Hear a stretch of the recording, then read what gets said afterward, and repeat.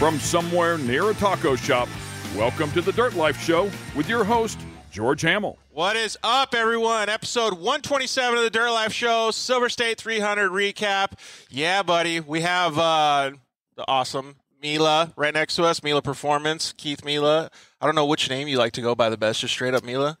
Keith to me sounds like an STD, so I prefer Mila. That sounds funny. I don't think it's considered like that, but still. Way to open the show, dude. All right, so we got a fantastic show for you guys lined up tonight. We are at IMG Motorsports here in Lake Elsinore, California. It's hot as shit outside. California is really getting us. I'm Georgie Hamill, the host of the Dirt Life Show. Before we get to going on the show, share the show with all your buddies. When you join the live feed, you can hit the button, share the show. We apologize for having the issues on Monday night on the show, but I think we got them figured out, man. We're going to keep our fingers crossed that Instagram works for us today. We're going to talk about a few different things tonight. UTVs, beating some of the trophy trucks, the Class 1s, all that stuff at the Silverstate 300. We're going to talk with all kinds of cool people. Jessy Nelson, Dustin Bodeker, Mitch Guthrie Jr., and Curtis Elliott talk about their run against the trophy trucks and stuff. Max Eddy and Austin Eddy, they won the NA class, the Pro NA class in the UTVs. Justin Smith from Shock Therapy is going to call in. And Seth Quintero, he's actually with Mitch and Red Bull at the F1 race over there in Miami. Lucky. Dude, how jealous are you right now? I'm very jealous. jealous. That's your guy, too, dude. Yeah, man. Yep. Max is your guy, right? Max is my guy. Yep. All right, and Bruce Binnquist, BDI, is going to call in as well, talk about his adventures racing up there with the big dogs. And then Jamie Campbell, I think Mikey Sandoval, and Elliot Watson are going to call in a little bit later or join us on Instagram and talk to us about their run and their Honda Talon. So without further ado, let's see if we can get this Instagram thing working here with Jessy Nelson, and we'll get him going. Ask him how his race was. He just started doing the whole desert racing deal, so He's a savage. dude, he's such a badass, man. And he's got a new crew guy, Dustin Bodeker, that has been helping out.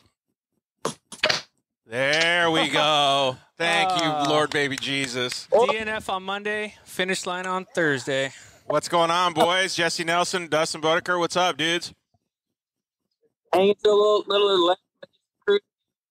Crap, your internet's cutting out, dude. No, your internet's crapping out. There we go.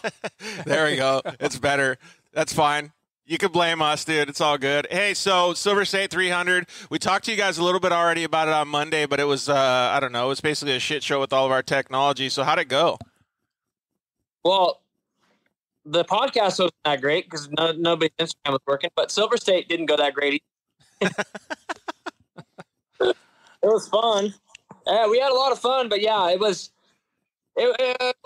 It never really started that great. We had minimal time to go out and pre-run or test or like that, so that's what kind of sucked. And, we were battling some issues with the clutching, and then yeah. Long story short, mile 2, our clutch came off off the spline, and everything, and that's torque Polaris Razor torque specs. I don't know what happened or why it did, but we even went a little over. We went like 2 pounds over torque spec. Torque plus a quarter. But yeah, and it still came off. So maybe just use impacts from now on. And then mile 58, engine let go, and we had a hole in across all of our oil. Yeah. Dude, that's crazy. Yeah, maybe somebody sabotaged you, spray some WD-40 in your clutch compartment. Seriously. Well, we left that thing sitting out in the Tropicana parking lot. Probably not the best fit, but that's all we had.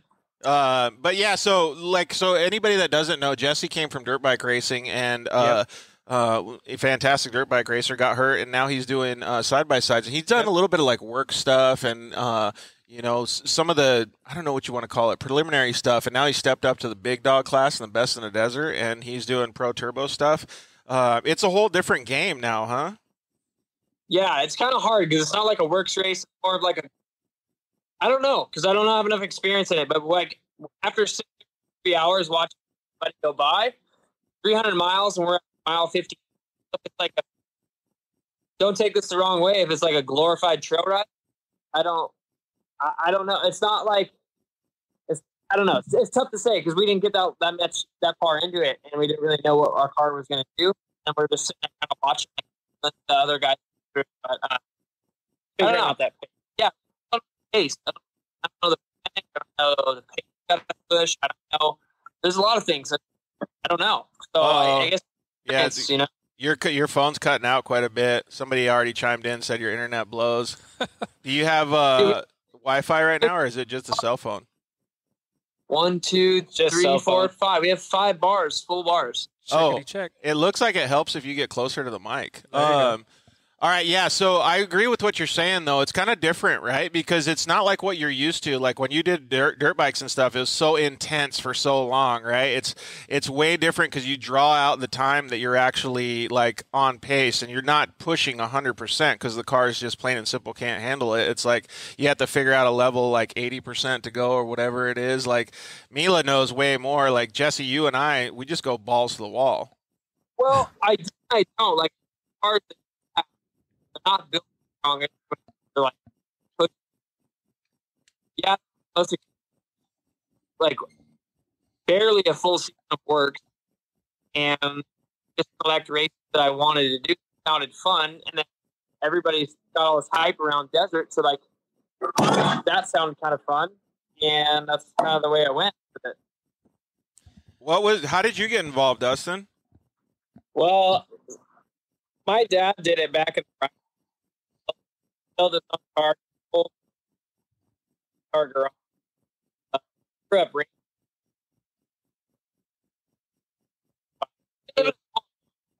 Man, I wish that we could hear you, but I can't hear. We can hardly hear any of the words that you guys are saying. Cutting in and out. Hold on 1 sec. How about now? Seems like it's a little bit better. Goes back and goes back and forth. Well, that sucks. How about now? Yeah, it sounds better now. Okay. Yeah, right? Yeah. So a lot better. Yeah, we grew up in a small town. Yeah, so I grew up racing, nothing on Jesse's level, of course, but I grew up with him in Templeton High.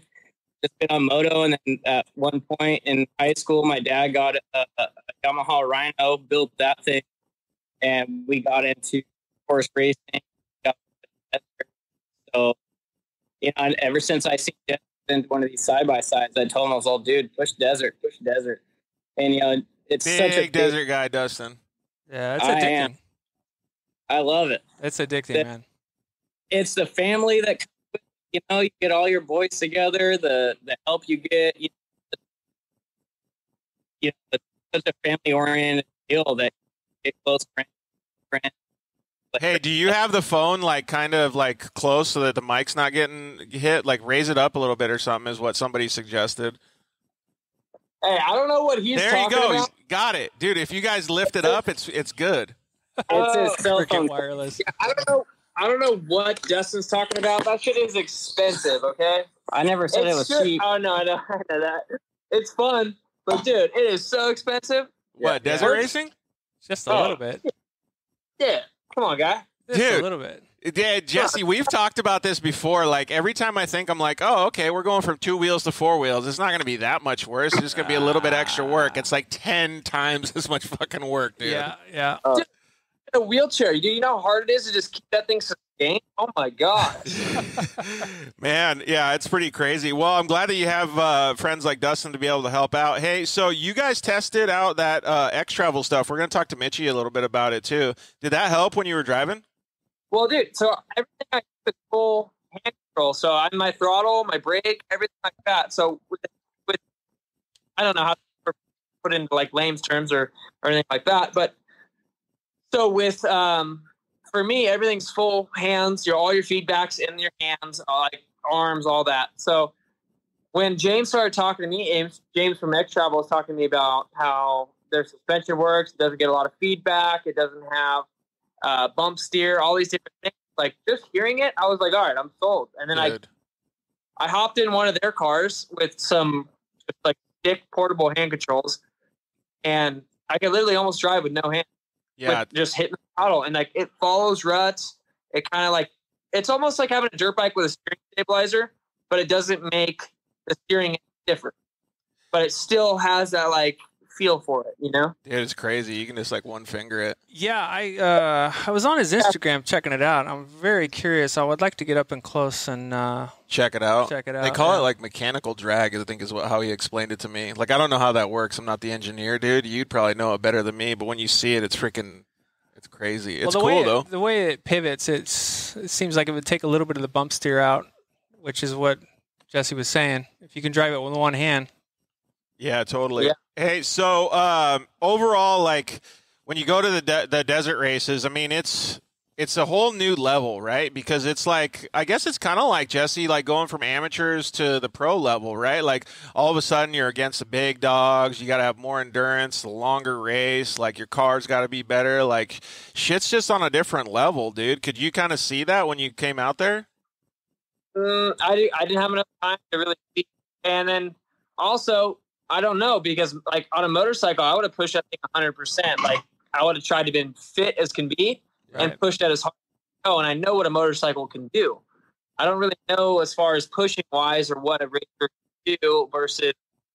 You get where you're coming from? Yeah, totally. Well, I mean, yeah, a lot of people actually had issues out at Silverstate too. I was going to actually talk a little bit about this because a lot of dudes rolled it over and crashing other drivers, bumping each other, and all of it honestly wasn't that like dirty racing or anything. It was just a crazy event overall, dude. It was fucking gnarly, don't you think, Dustin?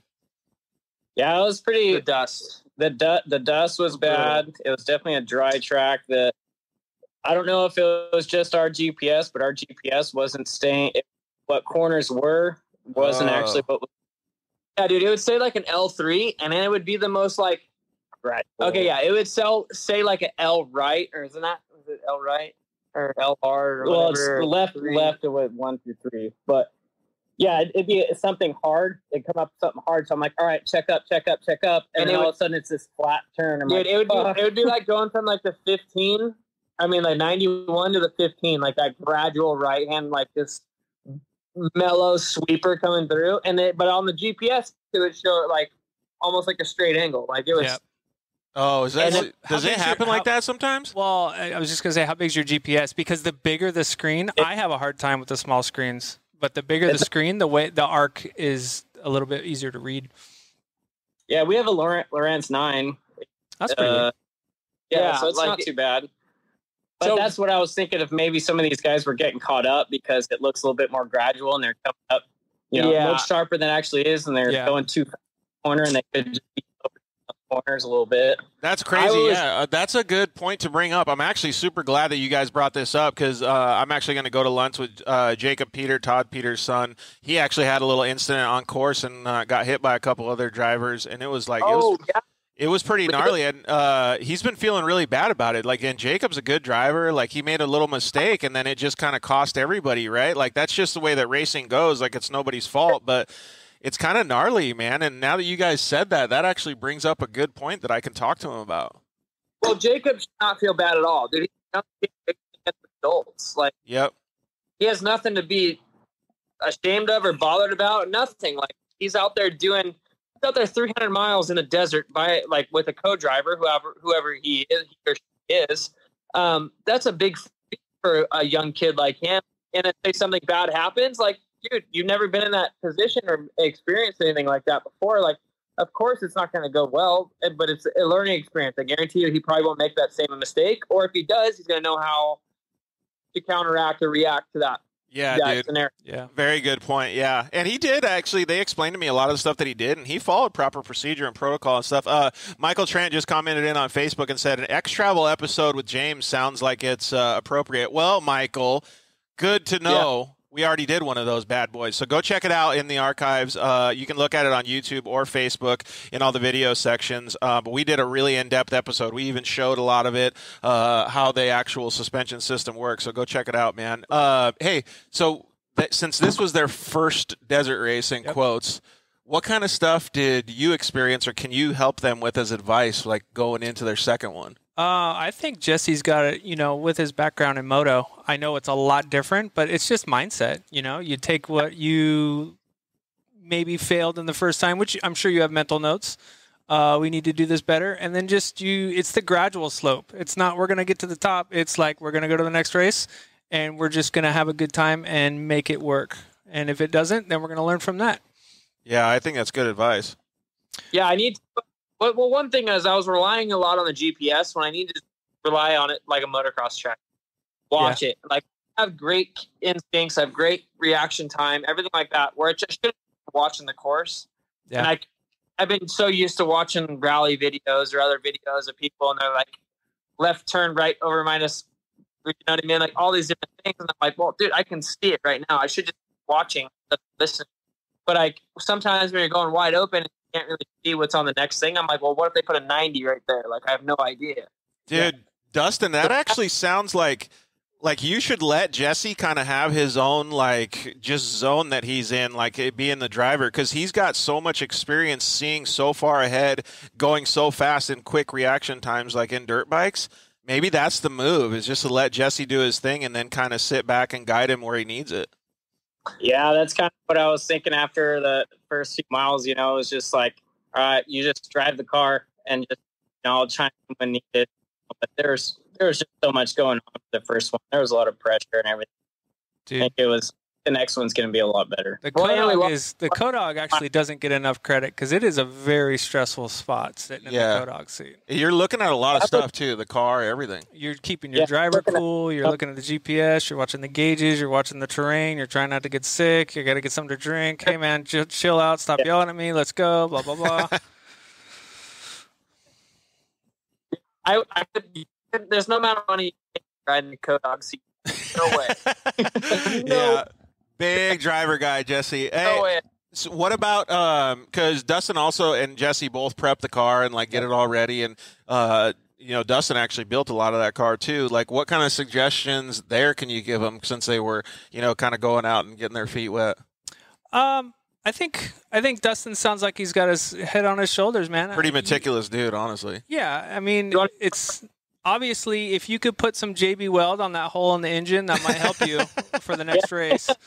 As long as enough stuff's not falling off, you got it going on. You know your prep game, and right now it's just getting the prep to the car to finish, obviously, and then you build off of that. And with they say the moto guys are always going to be better drivers because they can read lines better. Yeah. I'm an old moto guy, not at Jesse's level. I watched him at Elsinore once, and I instantly became a fan.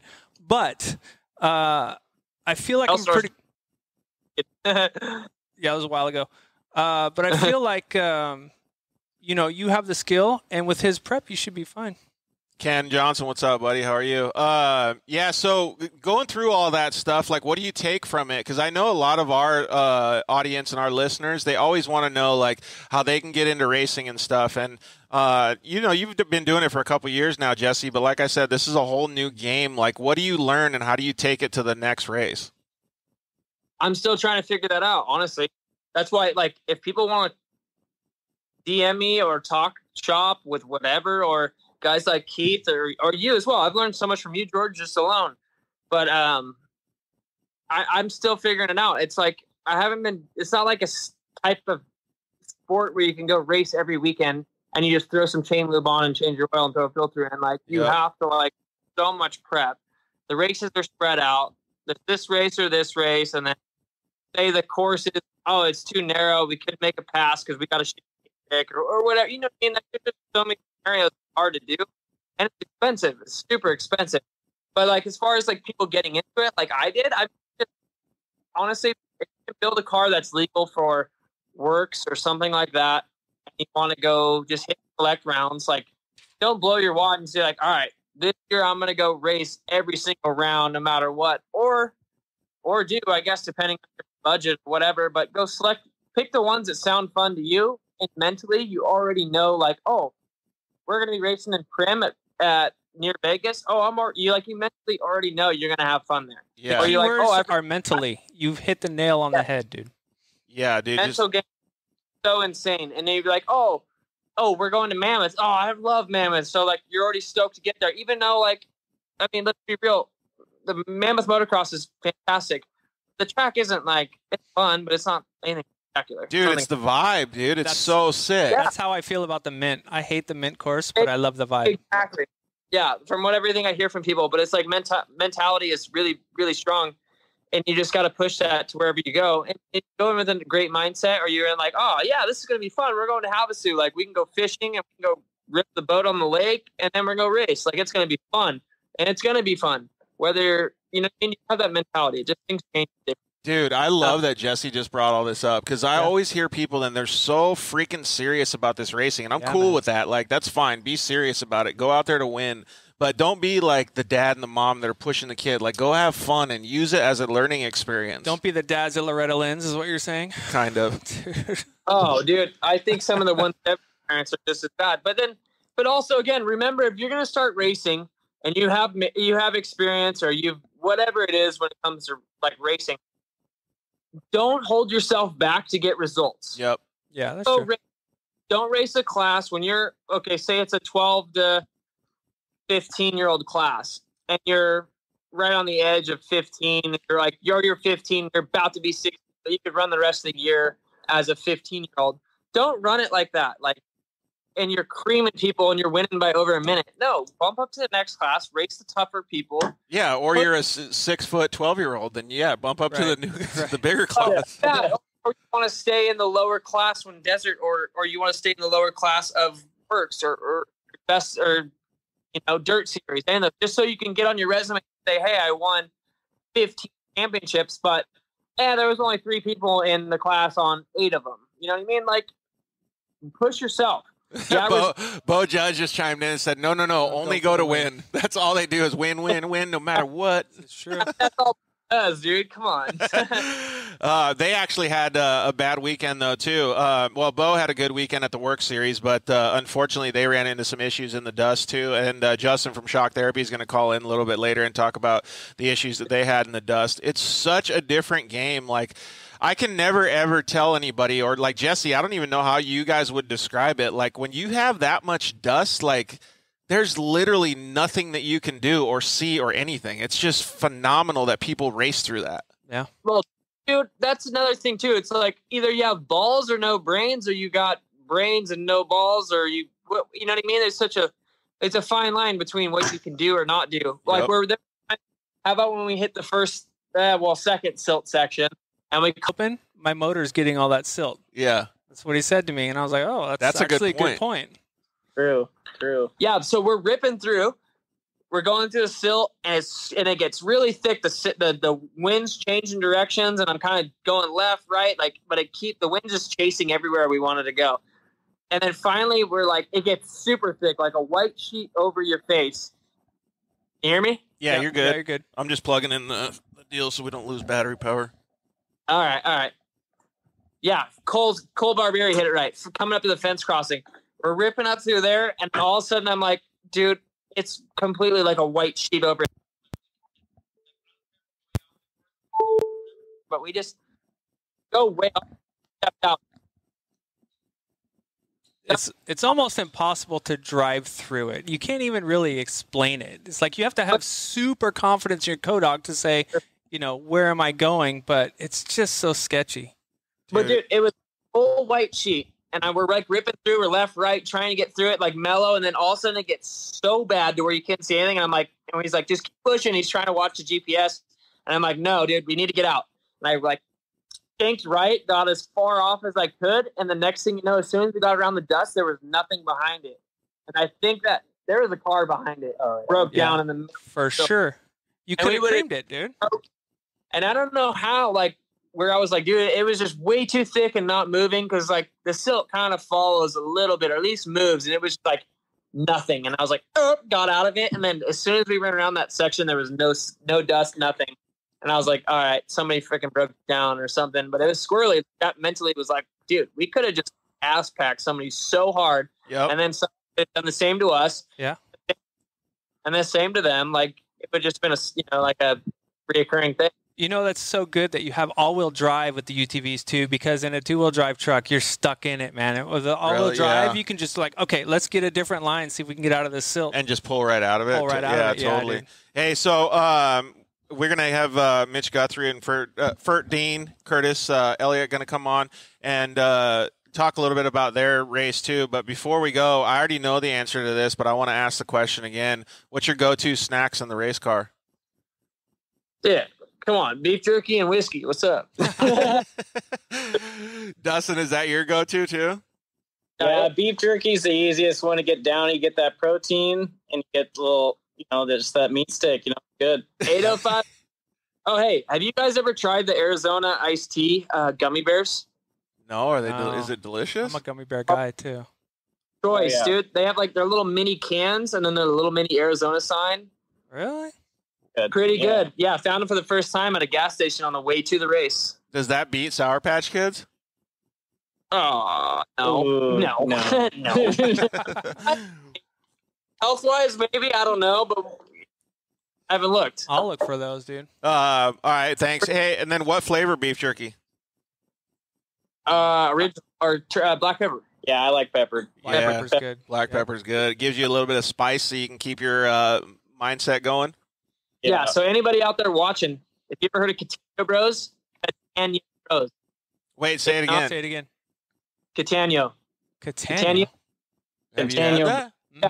Uh-oh. It's a local beef jerky company here, but check it out online. Maybe Georgie, I'll send you a link, but their jerky is so good. And it's here local. Been around since the 1800s. Big beef jerky guys over here too. Yeah, send that link over, dude. All right. Well, thank you, thank you, boys, very much. You got anything else? You throw a shout out to 4 Wheel Parts. I don't know who. Brett Carpenter. Who else you got? 4 Wheel Parts. Joey, Craig, all the dudes there. X Travel, BF Goodrich, Method Wheels, Fox Racing, Vin, all the guys over there. Sparko, Chris, George at Dirt Life, Keith. You should be part of our program. I know it. Where are you guys located? Central California. Central Paso Robles. Okay. Paso Robles, yeah. Yeah. So, hey, I'm going to come visit you this summer, too. We're going to do a show there, so let's get the internet all fired up, or we'll get Starlink up there. Let's do it. Yeah, absolutely. Elon. Ocean Power Sports, Todd. Now we got San Diego Powder Coat, Ethica, Endwear. Those guys, Kyle Foz. Dude, Rigid Industries. I'd like to put out a special thank you to Jackie from Rigid. She's been awesome. I talked to her this morning, too. She was all pissed at me because I went to lunch at Cafe Rio in Phoenix yesterday, and she didn't get to go. Ooh, yeah. Yeah, burned her. We're a big pain in the ass for her, and she's always awesome and phenomenal. Hey, what about somebody else that's kind of close to you? Her name starts with an M. Emily? E-M, yeah. I-L-Y. Emily, what's up? I'm just saying, you want to thank her, throw a shout out, dude. Oh, sorry, yeah. X Travel, Emily, X Travel, James, Nestor, they've been phenomenal. Like, dude, they were helping us out at like 1 o'clock in the morning, like trying to figure out some stuff we've had issues with, which weren't related to them. It was more rear end stuff, but thank them enough. Can't thank them enough. My wife, Emily, my pit crew, Harris, Jason, his wife, Amy, my parents, and that's about it. Keith's going to join soon. Yeah, Keith's going to be part of the program soon. So, yeah, we'll thank Keith already. I'm in, dude. Mike, Racing Fuels, phenomenal. Heather, Dylan over there. We just got, dude, Troy Lee Designs. There's a lot of people. Jesse's giving us a clinic on how to thank sponsors because he's thanking all the sponsors. He's thanking all the companies, the people involved. He's had a few go-rounds with it. Hey, you know what? Ron Machine, Maxima USA, Racing Oils. Dang, you guys got a lot of sponsors. I just need to point out, you see how positive these two guys are? This is what sponsors like. And this goes back to what we were talking about before. When you sponsor somebody, it's not just for their car. Look at their attitude, man. That's great. Yeah, they're doing a good job. Hey, thanks, boys. We really appreciate it. All right. Well, I appreciate it. You guys as well. Can't wait to have you on the next pit crew or even Code Dog, whatever you want to do. All right, boys. Hey, thank you guys very much for joining. Please tell Emily we said hello. We'll see you guys next time. Atlas Animal Rescue. Thank you. All right, see you guys. Later, guys. All right, so we're gonna get Mitchie and Curtis on in just a second here. So if you guys are watching, jump on, boys, and we'll hang out and talk a little bit about your guys' race. I think Mitchie, dude, who knows where Mitch is at? Because he's in Miami for the F1 race. I wonder how you go. Like, where do you go to get service for your Instagram Live when you're at a F1 race. I think you just go down and talk to Christian Horner and be like, hey, man, what's your Wi-Fi code? Yeah, we got this. That'd be pretty sick if he was right next to Max while you're on the co-hosting right now. Yeah, I might not even be paying attention to Mitch at that point. It's just be like, hey, go over there and start asking questions. Yeah, hey, can you Max. disturb Max right now? See what's up? Get the VIP. All right, let's get these bad boys on here. Dude, what do you think? Like, we talked about it a little bit before. Like, what's your honest opinion about UTVs getting so well? Let's preface this like what I tried to do on Monday when we were talking about it is UTVs are growing massive. Huge. These guys racing in the trophy truck and class 1 class, like up with the big dogs, is the next level. It's super, super cool to see. But it couldn't have been a better race for them to do it, right, at the Silverstate. Because I want to make sure that everybody knows, like Mitch and Curtis and like everybody on their team, like they do a fantastic job. Right. But if you put that car against a trophy truck down in Baja, there's no way that it could ever do this good against that. Yeah, I don't think so. And I will take it one step further. I don't think anybody but Mitch or Binnquist even can do that, right? So we just take the average Joe, throw him in a UTV, he's going to qualify good, yes, but maybe when you get further down the road, he's going to get eaten up by the trophy trucks. So in the car big, and the driver, big bumps, right? Yeah, well, all over, I think. All right, so we got Curtis Elliott and Mitch Guthrie Jr. on. What's up, boys? How are you? What up? How's it going? Great. Dude, okay, first of all, thank you very much for having good audio. You guys are killing it all right off the bat, dude. Coming in good. We got Wi-Fi. Yeah, so, all right, well, hey, so we're talking a little bit about the reality of UTVs getting faster and coming up. You guys did an awesome job at the Silverstate 300. You guys came away with the win. You guys made a mark in the UTV world and off-road in general just by doing battle with the big dogs, right? I mean, like, it's phenomenal to see that in its own right. But we got to talk a little bit about, like, first of all, how you guys did during the race, what your guys' strategy was. But then again, like, the reality, like Mila and I were just talking about, like, how far a UTV can actually go against the big dogs. You know what I mean? So wait, can I ask one question? Yeah. When did it come to your mind we're going to enter in Class 1? Yeah, that's a good question. Like, was it, we're going to Silverstate, this is the perfect race? Sorry, I didn't mean to cut you off, but that's the first thing I thought of. Honestly, I got to give a shout out to Bruce Binnquist, because he was calling me a couple times before the race, and he actually came up with it and talked to the tech guys. And I was like, can I actually do this? Can we do this? And they're like, yeah. And I'm like, all right, well, thanks, Bruce. Thanks for the idea. I'm going to join you. And yeah, that's kind of how it came about. But for me personally, like, I'm racing the Pro R now. Personally, I feel like that's the fastest car out there. So, and in this race, I would have had to start at the back of the Trophy Unlimited class. So we would have had to come through the whole field. We would have started with a lot in front of us. And everyone knows on this race, dust is always a huge factor. So when I figured out that was an opportunity that we could actually do, I was like, yeah, definitely, let's do it. What did you think, Curtis? I thought when he first told me that we were going in Class 1, I didn't believe it. I thought he was crazy. But then he told me the rules and that we pretty much passed. So he said, I'm not starting at the back of a bunch of UTVs in the dust, because we'd just be fighting our way to the front the whole time. I can just see them having this conversation. He's like, we're going Class 1. Curtis is like, let's go. Yeah, man. Like, huh? What do you mean? All right. Yeah, sure. Let's go. Let's do it. That's pretty sick. And then, so just to keep going on the kind of the same subject, I want to keep laying down the baseline here. We're talking about, like, battling against, whatever, 6,000, 7,000 pound trophy trucks and Class 1 cars. And we're talking about how good you guys did, but we're also talking about the evolution of where UTVs are going. Like in Nora right now, as we speak, Wayne Matlock is doing the same thing. Like, he's really putting it to all of those bigger cars too. So there is a little bit of argument point to myself that these UTVs can do better than what most people, including me, think. Like with drivers and co-drivers like Mitch and Curtis, like they're showing what I think can't be done. It's phenomenal, dude. Yeah, I totally agree. The level of those UTVs are at now is just unseen. Well, and the driver and the co-driver too. I agree. So, like, give us a little bit of a rundown of like what you guys had going on at Silverstate. I mean, what the expectations were at the beginning of the race, and like how you guys felt, like, because you've never done this before. It's like new territory.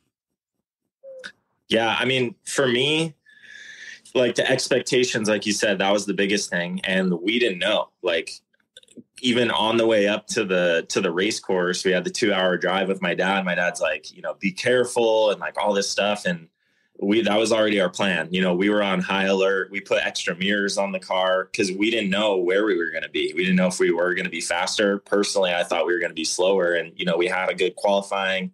The course was good for a UTV, but okay, once we get on race course, it's not going to go that way and we'll probably drop back. I still thought we could hold our own, but I didn't think we would be doing what we did.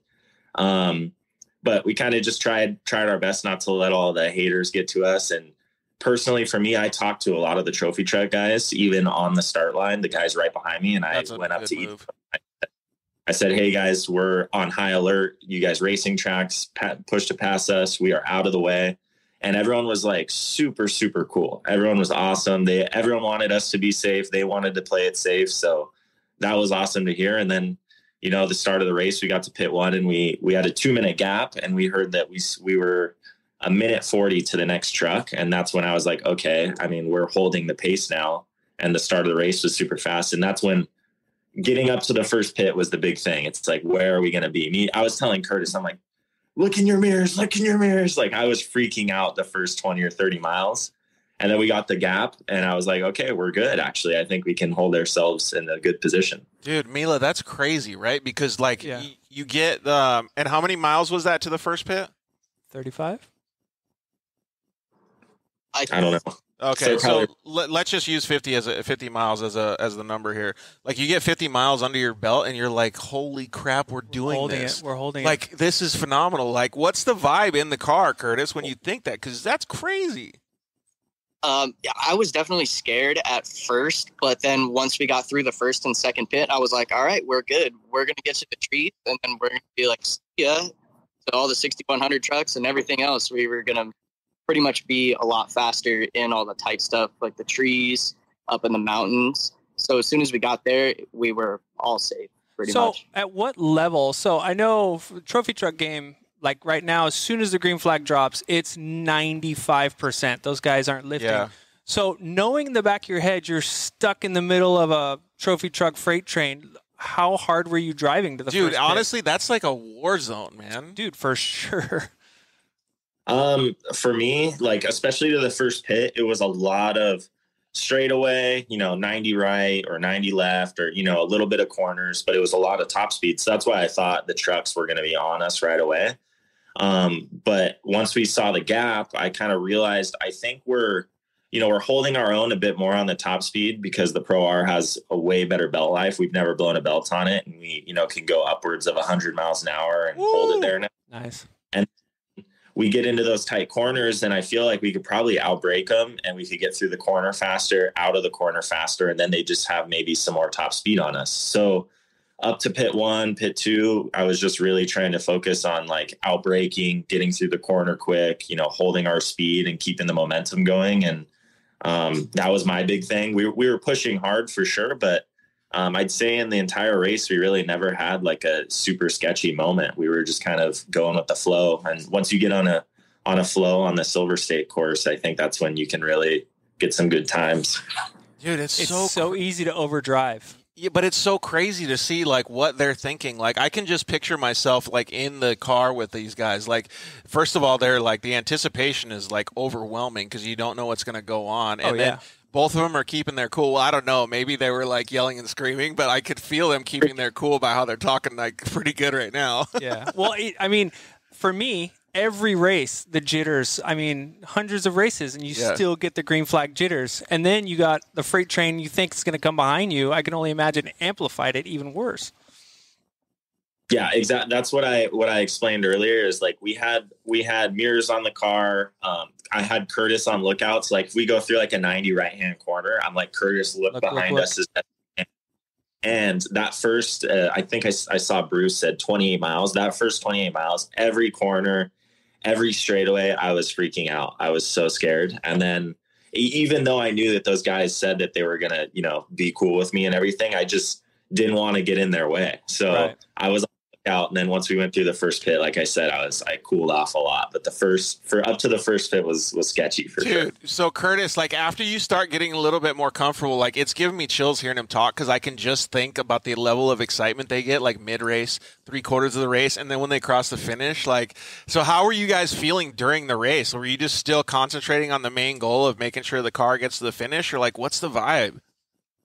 We're always like focused on trying to get the car, like keep it safe and always run a smart race. But at this point too, we were also trying to go as fast as possible. So I'd say about like mid race, we got really like comfortable and we really started to like hit our marks and focus and go really, really fast and keep a good pace and really hold our ground.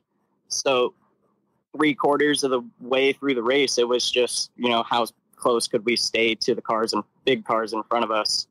So were you getting all kind of mental towards the end when they're giving you time splits and you're like slowly moving up? Are you like, dude, we're doing great, let's push, but not? Or did it get to the point where like, dude, we could actually podium this, let's push as hard as we can? For me, we started 7th and, got by some people that had broke. Unfortunately, Bruce ended up having a mechanical and stuff. And I think we were about halfway through the race and we were 3rd on course. And then it was like, we had a pretty good gap to the 2 guys in BJ and Cole in front of us. And it was like, all right, let's see what we could do. And we ended up getting through we were coming towards the last pit and there's a really tight tree section. And I think the class 1 in front of us, he ended up getting a flat, but we were just exiting the trees that we got into his dust. And I was like, we're, probably within 30 seconds of him. And then we got out of those trees and we got into the probably the last 50 or 60 miles is super fast. And we got into that and I just watched his dust leave us. Yeah. I mean, overall throughout the race, after we got through the first 1 or 2 pits and saw our pace, I was like, okay, I think we can, just drive our own race now and keep an eye out behind us and try and catch the guys in front and see where we can end up. Dude, that's cool. What was the difference in being up there, Curtis, like with those guys instead of being in a normal, like, well, actually, let me give a shout out to Vito Ornulio, let's see, Joe Tirana and Dustin Jones, because all those guys got top 3 in the Pro Turbo class. So what's it like being up there in that position on course compared to, I don't want to say back there because that sounds bad, but like with all the UTVs and the leaders back there? Mm-hmm. It felt almost like with this new Pro R, it's so fast, it almost just feels natural up there now. Really only at this race is probably the only one that we could do that with the big cars, but it felt like it was necessary with it because it was fast and it could do it. We knew it could. Yeah, and I knew Mitch. Yeah, totally. And both of you guys are the perfect people to have in the platform to be able to do it. Fantastic driver and co-driver. But when you think about it, that's totally true because like what Mitch was saying earlier, like if they had started wherever they put the cars in line and having to work up, that's a pretty dangerous situation. It's very hard too. Silverstate's like a freight train. And you got to try and find a spot to pass when you catch the dude in front of you. It's a hard race. So you just get up, slow down, get up, slow down, get up, slow down. Exactly. And I've been in Silverstate where I've been stuck in the dust all day, and we haven't made any time because it's just a freight train. So starting up front is so key. Jesse Top Nelson 10. said, how was the belt? Mitchie was already saying that they never even blown a belt on that thing. That's crazy. That's a good thing. Yeah, that is crazy. Hey, so real quick, we're kind of jealous, dude. This guy is a big Max Verstappen fan over here, dude. Come on. What do we Vegas next year? What do I take you to dinner? What are we doing here? Me and Max are actually going to dinner right after this. So we're gonna give him some. Yeah. I can't wait to see the Insta bangers and how sad Mila is after this. Dude, Formula One's my sport. I always said if I had the chance to do all this over again, I would have flown over to Europe and been a pit guy. Hey, so you are out of checking out Formula One out there in Florida. How is it, dude? Oh, Jesse's off my list. Says Max sucks. But yeah, we just got here today. Seth is right here next to me, actually. Big Red Bull guy. To be on later. But yeah, we just got here today. So tomorrow we're going to head to the track and check things out. But for both of us, a big thank you to Red Bull. This has been like a dream of both of ours, I think. Neither of us have been to it. You haven't been to an F1. So neither of us have been to an F1 race, and I'm a pretty big fan of it these days. So I'm stoked to see how it goes this weekend. Seth, I'm going to make sure that Seth takes like 100 videos and pictures wherever he goes, so that because I'm going to see him on Monday. Just airdrop me everything, dude. I'm just going to drool at my phone on Monday. That's so sick that you get the opportunity to do that. But I want to make sure that everybody understands too that all of that comes with hard work, because you and Seth put a lot of work into your program. Curtis puts a lot of work into your guys' program. Like all of the stuff that you guys are doing is pretty phenomenal. Getting the whole off-road industry, the notoriety, and all of these different things. So I'm super proud of you guys. You're having fun, but it's really cool to see the reality of the situation. I know Mila is stoked on it too. We asked Jessy and Dustin what their favorite go-to snack is in the car during the races. What's your guys? Yeah, I heard that. And for me, usually I tell my dad, he says, do you want anything when you come into the pits? I say, fuel this thing up and get me out of here as quick as possible. So I don't really know what my go-to is. Usually just Vegas Torino, throw down a PB&J or something if they can give me one. That's a good call. Yeah. PB&J? Yeah. My old co-dog liked the Uncrustables. Yeah, you can't go wrong with those. But most of the time, like, I don't want anything. I just put fuel in the car, get me the hell out of there. Sounds like UTV 96 is your favorite snack then. Exactly. Curtis, what's yours? I would say, as much as these are like pretty disgusting, the protein gel like goo packs. Oh yeah, yeah, man. I'm a big fan of wonders. Those work wonders in the race car. And like when you're down after a few hours in the race car and you still got a few hours to go, and you have one of those, it's like right back to 100%. Yeah, dude. And so big endurance guy right here. So I do that Hammer Nutrition apple cinnamon all the time, dude. That stuff's the bomb, and it has no sugar too, so even better. But those are super good. Hey, so what you guys were talking about earlier, I forgot the question I was gonna ask. How was the overall race being up there with those guys? Like, how was it at the end? You guys ended up crossing the finish line. I think it was 12 seconds behind the leader in a Class 1 car and ahead of BJ Baldwin, who is a fantastic driver in his own right. That must have felt pretty good for you guys, obviously. But what was like, are you guys just like blown away by how this like turned out? Or like, what's the feeling at the end of the race? I mean, for me, I was super stoked. That 12 seconds hurt a lot for sure. But we have to be really excited with second overall. For me, getting to the finish was awesome. I in my heart, I felt that we could do really well. It was just one of those things where until we were on race course actually racing, I didn't know for sure. So as the race played out, we were super comfortable and just, kind of doing our thing. And that was awesome. But I think it just goes to show what these UTVs are capable of now, and especially the Pro R. I think the car's just kind of on a different level than most stuff out there.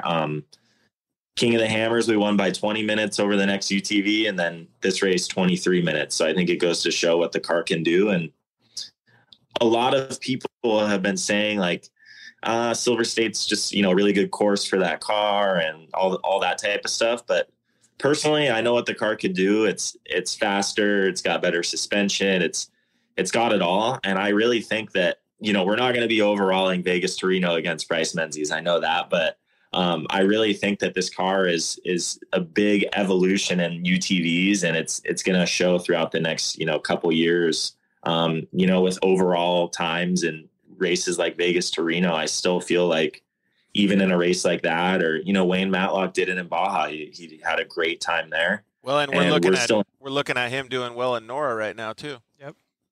Exactly. So I think over time, the next year or two, we're going to keep learning more, keep improving them. And I think it just goes to show the Pro R and UTVs aren't just they're not just a Silverstate 300 car. Like they can go through everything. So personally, I'm really excited for Vegas Torino coming up. I know that the car is going to be awesome there and ready to show people what it can do in a course like that too. So I remember my other question, but before I ask that question, I was going to tell Mitchy this too. Is like I'm a big fan of the Turbo S, the Razor Turbo S. So I was actually thinking about buying a Turbo S because the Pro R has limited inventory. But when I saw all of the stuff go down this at Silverstate, I was like, you know what? Like, I might get the Family Wagon Pro R now. Like, I might just hold out and get that bad boy because that thing looks so good. And the fact that now he's telling me that it doesn't blow belts, that's right up my alley. Biggest downfall, in my opinion. Hey, you guys want to see something cool? This is some behind-the-scenes stuff right here. Check out that guy. Can you see it, Curtis? Yeah. So some behind the scenes of Mitch Guthrie doing a professional interview with the Dirt Life. Yeah. Thanks, Seth, for sending that in. Hey, so I do remember my question.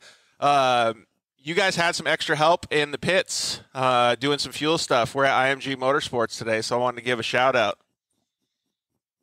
Yeah, big thank you to James. First time having him on the team.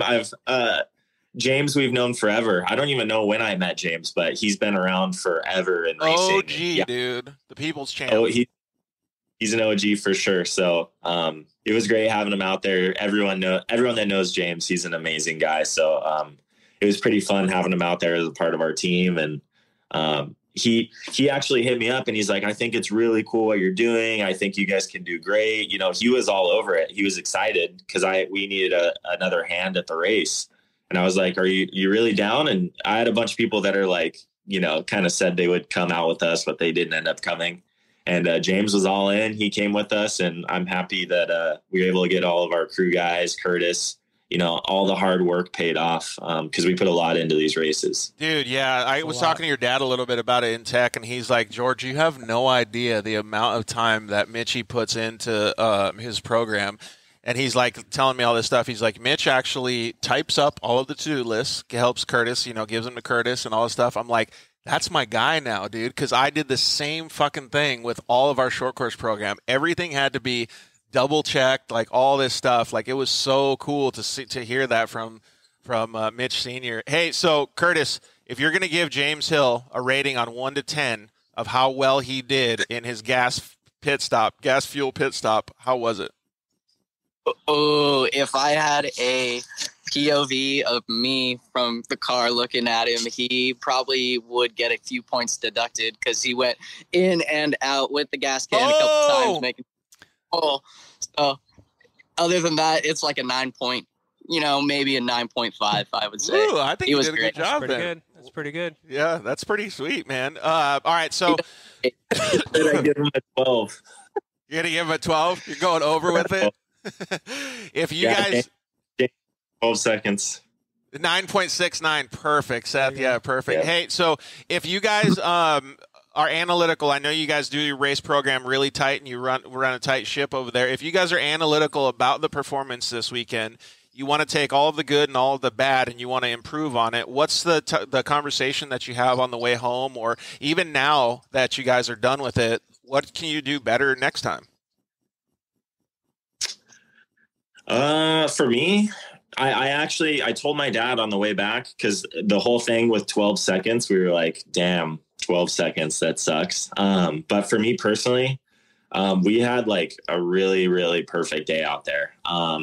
We only had a couple blown corners out of however many thousands of corners there are, and really no sketchy moments. And I felt like we were on the gas all day long with like a really good pace, which I think shows at the times. But I don't think there's any, like I told my dad, I don't think there's anything I would take back from that race where I'm like, damn, that's where we could have got that 12 seconds or something. And I was telling some people overall, like actually the whole 12-second thing, we ended up catching the class 1. I think he got a flat, like I said, and there was no way, even if we caught him a little bit sooner in the trees, we would have just been in his dust anyway, and he would have done the same thing in the fast stuff. So it kind of made it a little bit better because I don't think there was a ton we could do.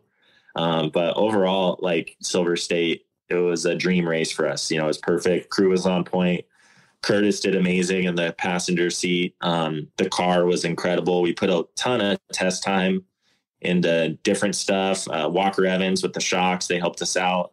X-Travel suspension, Polaris obviously for the car, and a ton of other people that help us out. But overall, it was a pretty dream race for us. Dude, that's so cool, man. How did you feel about it, Curtis? Same? Yeah, it was a dream race because we really did put a lot of work and test time and just work in and out of the shop was going into this race.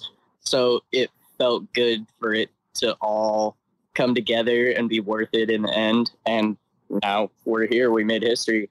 Yeah, it's pretty cool. Like, you know that feeling, Mila. Like when you get that like self-satisfaction. But like, I know these two are both sitting there, and you know exactly what I'm going to say when I say this. Like, they want more. Oh yeah, it's such a good feeling when the payoff is good after all the blood, sweat, tears, sleepless nights, and checklists. And then even when you're there, you're like, okay, Mitch said the 12 seconds, he couldn't have made it up, but next race he's going to be like, okay, 12 seconds. Yeah, I could possibly you get know the top, it, dude. you know? So you always got the next level in the back of your head. Yeah, so what's the next on the list for you guys? For me, we have Andalusia Rally, so that's a rally in Spain, and then Vegas to Reno in August is the big one. And yeah, like you guys were just saying, I'm excited for Vegas to Reno. It's like you said, it's like you're pushing for the next thing always, and a lot of people were kind of hating on us at this race, and then we got second overall, and then it's like, where are they at now? And I've been hearing now a lot of ifs, like if this guy was here, they would have beat you, and this course was perfect for that car and all this stuff. So I'm excited for Vegas to Reno. I want to go prove those people wrong now. Yeah, dude, not to mention, like, if other people want to be competitive in that class, you have now paved the way. So then you're like, dude, more competition? Let's go. Yeah, man. Well, I think it's going to make that car sell, right? So people are going to look at that car and go, it's fully capable. I'm just going to go buy that. And, I don't have to, blood, sweat, and tears on like a class 10. I'm going to go have just as much fun with an all-wheel drive. Basically, what you're saying is you and I can split driving duties and passenger duties. We get a Pro R, and we'll go see if we can give these dudes a run for the money. Yeah, man. I'm in. Anything for those F1 tickets. He's gonna wax us, but we'll at least try.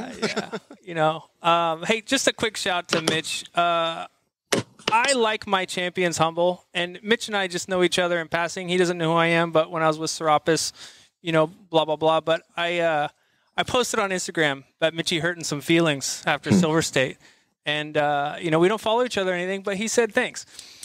That's a big deal to a lot of people. Not, me, I think it's cool, but a lot of times your racers will see that and they won't even acknowledge it. And you're like, hey, dude, I was a fan. Yeah. And just showing appreciation, man. Good for you. Keep it up. Yeah, big Mitch Guthrie fan over here. Just trying to get those F1 tickets, man. All right. Hey, we're going to get Max Eddy and Austin Eddy on in just a second here. So let's kind of round it out. Throw some shouts outs real quick. Yeah, you guys are breaking up for me a little bit, but if you can hear me, like I said before, huge shout out to our crew, my mom and dad, who are always at the races with us, supporting me. Curtis, who put a ton of time in helping in the shop and ton of work on the car. Sid Wright, he did great at the race. That's a huge race for a co-driver, is Silverstate with all those corners. It's hard. Polaris, of course, for the awesome platform. Red Bull. Walker Evans shocks, X Travel VP Race Fuels, a ton of other people help us out. How about you, Curtis? Throw some shouts outs. Our team really did put a lot of work into this race too. It's a huge chase race, going pit to pit, and they didn't really have to do much all day because the car was flawless and we didn't have any problems. But other than gas us up, and our team, James, Nick, Mitch, Steph, Jarrett, Daryl, they all were just great the whole time. And our sponsors, Brian from Walker Evans, helped us put in a lot of shock testing, and X Travel guys really did help us a lot. They have come to the shop and helped us with anything we needed on that front suspension, any questions, and set it up perfectly. And it worked great for us. Thanks to those guys at X Travel, Nestor, James, all of them. Yeah, I want to say thank you to both of you guys, too, because you guys put in so much work, dude. Like, I get so much satisfaction out of understanding the level of effort that goes into these programs. And you guys are both still pretty young, and I've raced against Mitchie in short course racing and stuff. And now to see the fact that you guys are up there paving the way and doing these types of things, everybody is proud of you guys. So keep it going, man. We're stoked. 100%. Thank you, guys. Thank you. Hey, Mitch, let me know when you want that dinner for those tickets. Steakhouse, it's on me, bro. FaceTime him when you're next to Max, dude. All right, yeah, I got to go to dinner with Max right now. I'm trying to call him. All right, we'll see you boys later. Hey, have fun in Miami, and we'll see you later, Curtis. Thank you. Yeah. All right, yeah. Super cool. Thanks for watching, everyone. I like the fact that you were saying like the humbleness, both Curtis and Max, your boy is going to be eating dinner with Max. Mitchie are both so good and humble guys. You know what I mean? Yeah. Like, it's so good to see. And like, they're both young. Like, they both have the opportunity to be cocky if they wanted to, but they're not. He's a Red Bull driver. That's like in my opinion, the top of the food chain. It's easy to get cocky. So 100%. Hey, so while we wait for Max and Austin to come on, I want to show these products to everybody. So if you guys can see this and read it, it's pretty badass here. This is the new Evolution Power Sports and Motul oil change kits that are offered. This particular one has our boy Jacob's cone on it for a Can-Am, but this has all the stuff you need to change the oil in your UTV. Like, one of the best things that Motul has done is put together a whole package. So now all you got to do is go down to, Evolution Power Sports in this case, or like IMG here, and buy the kit. You can change your oil, dude. It's so sick. Good idea. Pretty badass, right? Yeah, and Todd and Jacob are good people. So. Yeah, fantastic dudes. And then you can spray it off with some Shine and Go, make it all nice and shiny. But super stoked that those guys are doing all that stuff. So, thanks, Curtis. Awesome talking with you, too. So we'll wait for Max and Austin to jump on here. But in the meantime, let's just say you're part of Mitchie's team, and you have a breakthrough like that. Like, what's the next step? Like, what are you doing Monday at the shop? What are you doing Tuesday at the shop? Like, where do you go from there? Well, if it was me, my role would be Curtis's role. The first thing I would do is tear the car down. Okay, is there anything that would have maybe not let us be 12 seconds behind? That would be my role. And then building from there, you go, okay, what can we build off of? We had a great race. He said it was a darn near perfect race. So it's kind of hard to build off that, but you have to break each mile down to get better. So the devil's in the details at that point. 100%. And at this point, races are won or lost most of the time in the garage now, in the shop. That's a super good point to bring up. All right, and let's actually bring in. And so now we got looks like Max Eddy and Austin Eddy both joining us. What's up, boys? How are you? Congratulations on the Pro NA win at Silverstate 300. Thank you. Dude, you got the whole crew there, huh? Well, these desert races ain't won by just the driver. Dude, I like it, dude. Oh, it's a team effort. Yeah, for sure. So Max is a good friend of ours. Austin is as well.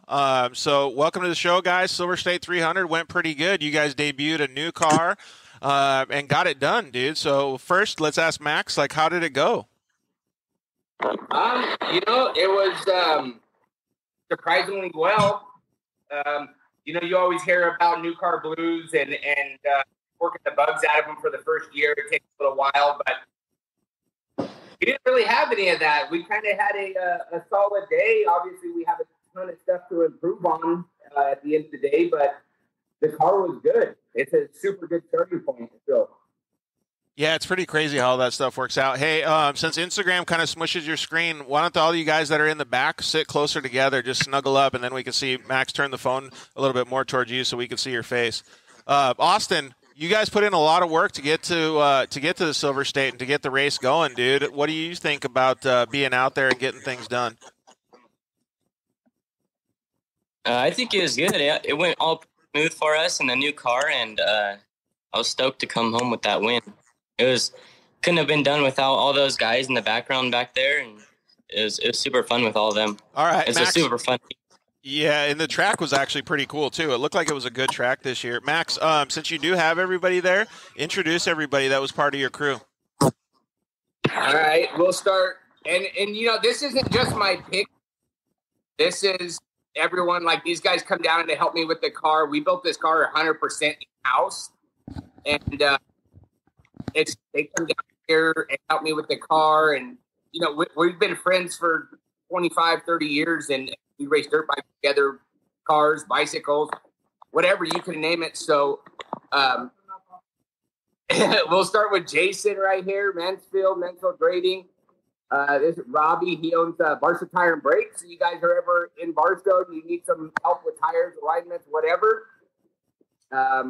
Drew, his son, and my son Connor. Yeah, dude. But we're missing a couple. We had them all lined up to come out the other night when the internet was a little sketchy, but these guys get it out.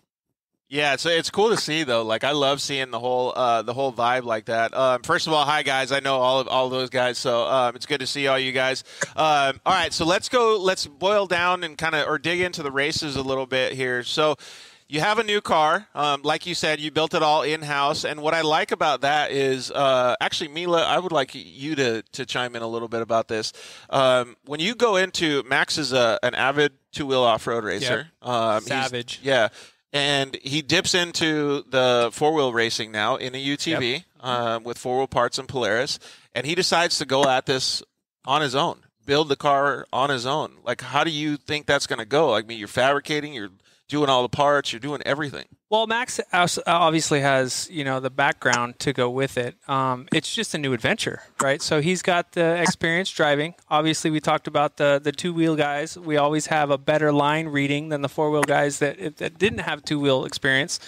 It's like you can see stuff that others can't. Yeah, well, the way you read it and the way you process it is just a little bit different than the guys that have only been in four wheels.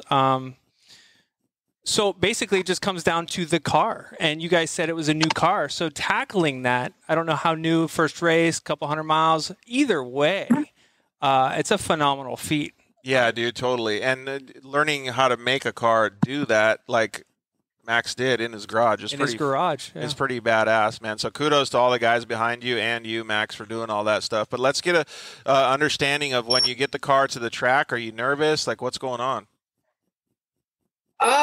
Yeah, a little bit. So we get there. We put about 80 miles on the car testing and doing a little suspension tuning. We go race and we're like, we think it's 100%. So we go and then we're sitting on the starting line. We're 119th car off the line, and we wait there for over an hour. Or we started a minute apart. So we get up to the third from the green flag and the car dies out and won't restart. Oh, never fails. And, oh no, what the heck, so we're trying to diagnose that, and there was no fuel pressure, so we just went straight to the fuse block, and there was a 10 amp fuse in the for the fuel pump. Well, with a different tank and a bigger fuel pump, I guess it needed a bigger fuse. So we found that out on the starting line. I just threw a 30 amp that was in the car, threw it in there, and it worked all day. But just kind of finding little bugs like that. It's not the ideal place to find it, but it kind of worked out for us. And thank God you found it at the starting line instead of in the middle of the race. Well, yeah, we didn't miss our starting position. We put the new fuse in, and then I jumped back in and buckled up and basically pulled right up to the green flag and was like, well, whatever, here goes nothing, we got to go. And that's the crazy thing about having a new build. It's stuff like that's always gonna, you don't even like miss it or think about it, or it's different, and then it'll come back to bite you. Like George just said, good thing it was at the start line though. Yeah, dude, totally. Yeah. It's always those little things, dude. The devil's in the details when you build your cars. How much is a 10 amp fuse? Yeah, a penny? Exactly. Dude. Austin, were you stoked when you guys got to the starting line? You just ready to go, amped up, or what was your vibe? Yeah, going up to the starting line, I don't even know. There are so many thoughts running through your head. Like, what do we do right in the shop? Is it going to last the whole race? Like the new car blues, really. I think the whole team was just, I don't know, hoping to get to the finish, and that would have been good for us. Yeah, I guess that's true, right, Max? Because you guys have, like Austin just said, the new car blues. You don't know what's going to happen. You're just going out there and just kind of, I don't even know. You just. Did you have the mindset of a win is going to be in the finish on this race? Oh, I talked to him a week before. He wanted to win. Okay. Yeah. We all want to win, but with the new car, it's always the, fingers crossed, fuel pump fuse blows. Yeah, well, we try obviously we set our goals as high as we can on the win. You know, we want to win. We're not going to accept anything else. So we just make sure that gets done right in the shop and try to correct everything on the way to before the race. You know, last night we were doing a little bit of testing, more testing after the race before we start prepping the car for Vegas to Reno, and we were doing night testing last night. And I blew another fuse for the lights on the stock headlights. So kind of learned something else there, and always obviously trying some different stuff with the clutching and the motor and everything else. Luckily, Josh and the guys down at Cryo, he hooked us up, running their Pro Mod transmission and motor package and stuff. And this car rips. This car, it's a naturally aspirated car. The clutching's perfect, and we got it up to 90 miles an hour. Damn, that's fast, dude. That's crazy. Yeah, you guys built a little rocket ship then. So how was the whole race? I mean, like Mitchie and Curtis were just telling us that it went pretty smooth for them. Like it was almost a perfect race. So you guys have the same kind of feeling, or did you guys run into any issues? No, generally speaking, it was a fast, smooth race. We didn't really have no big issues. Some little improvements we can make. The car didn't like to turn on the flat roads. It turned great. We get into the deep 2-track, like rutted out corners and stuff. It wanted to bicycle real bad. So we're working through that little issue last night and yesterday and the next few weeks leading up to Vegas to Reno, trying to improve the cornering of the car. But other than that, I don't really have any complaints. We got to do something a little bit different with the bumper. We nerfed the car and it bent our lights all back and ripped the hood off of the car. But you know, Austin's sitting there going, "I told you not to nerf him. I told you not to do it." I tell the guys like so much time to go around. Bump them away. We were just sitting. It's faster to go around people, you know, than waste your time to bump them. So I tell the guys, no, we're not going to bump them. We don't need no more of a bumper than what's there. Just leave it. And then I go and bend the lights back and rip the hood off. So figures, right? So two things. Sarah Price said Mitchie is my hero. So thanks for watching, Sarah. Really appreciate that. But so Max, I love that you're talking about this because we just asked Mitch Guthrie the same kind of question, and it's about you just won the race. Like, you did very good. Like, there's nobody in front of you, right? But he comes back to the shop on Monday and Tuesday, and he's already getting improvements. He already knows what he's going to do for the next race. Like, that's such a good mental attitude to have, like, to keep pushing forward. I don't think a lot of racers understand how much value that possesses in a program. Yeah, you know, well, it's kind of the same aspect on coming from dirt bikes, right? You go race on the weekend and you don't come park your bike in the garage and let it sit for a month or two. You wash it and you get on your road bike and you try to improve your fitness, because on a dirt bike, it's usually the fitness, right? Yep. We just kind of take the same aspect into racing these cars to just, I mean, it's a lot of work. It's a goal that we set that we're trying to achieve, you know? Hey, so we just had a comment come in. It said, I forgot who it said, but did Joe get some Pringles running through the pits? I don't think so. Jay, no. Jay? Who commented that? I don't know. It just passed by. I couldn't see it. So that's funny, though. Big Pringles guy over there or what? Yeah, this one right here. We had to confiscate him at the 1,000. That's hilarious, dude. Don't believe him.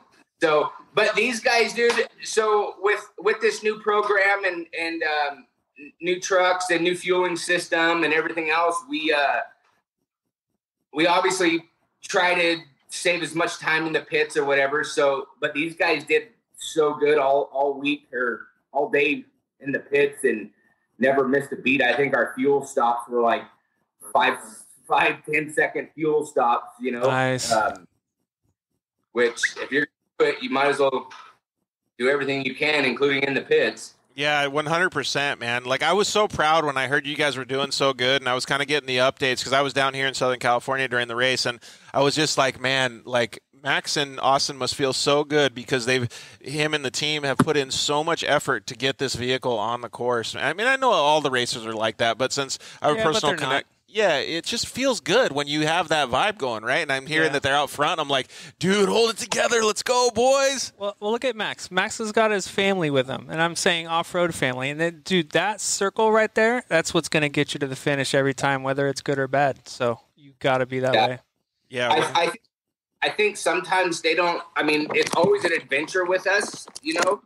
I'm gonna let these guys tell you our campsite. So we decided instead of staying in Vegas in a hotel and driving up, we're like, hey, let's just take our tents and cots and we'll sleep out underneath the stars. We'll find some trees and water. Yeah, we're looking for green trees and water to hang out and camp. Well, we ended up staying in Area 51 on extraterrestrial highway. Nice. Underneath the stars. So, but it was a what was it? Premium spot. Premium spot. Really? For an Alamo, talk to Max. It's a primo spot. Solid Jake break. Did you guys see any aliens? No, we saw a lot of diesel trucks and Jake brakes were. So literally nobody's getting any sleep. All night. Oh, that's hilarious. Did you guys grill out too? Oh yeah. What'd you guys cook on? We brought a barbecue and everything. Did you guys get some good stuff, Austin? Yeah, we got hamburgers. Simply put. Oh, that's good. Did anything else happen while you guys were camping out? That's pretty freaking cool that he's doing that. I know that for the Sonora rally, Max camped out and did all that stuff too. So I think it's neat that you guys are experience all that. Make it an adventure, also a race. Dude, we had a good time. It was. Oh, Jay just said hash browns. Yeah.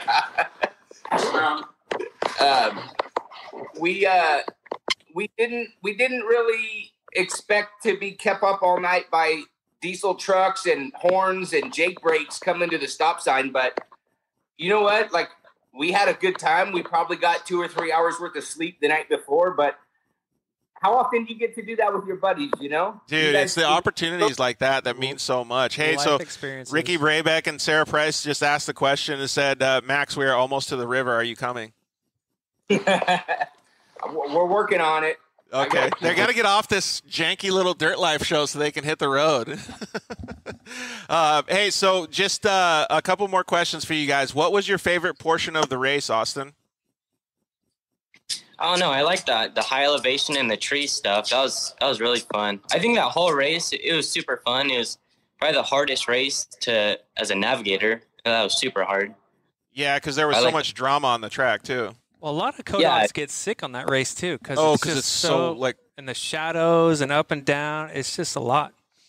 How about you, Max? What was your favorite portion of the race?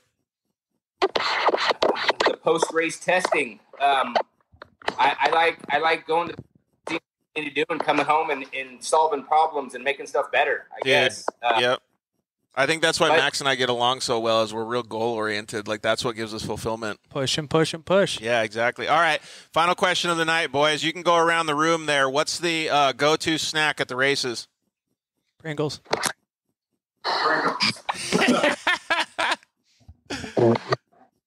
Crustables for sure. Even if you can't find them in Mexico, find Crustables.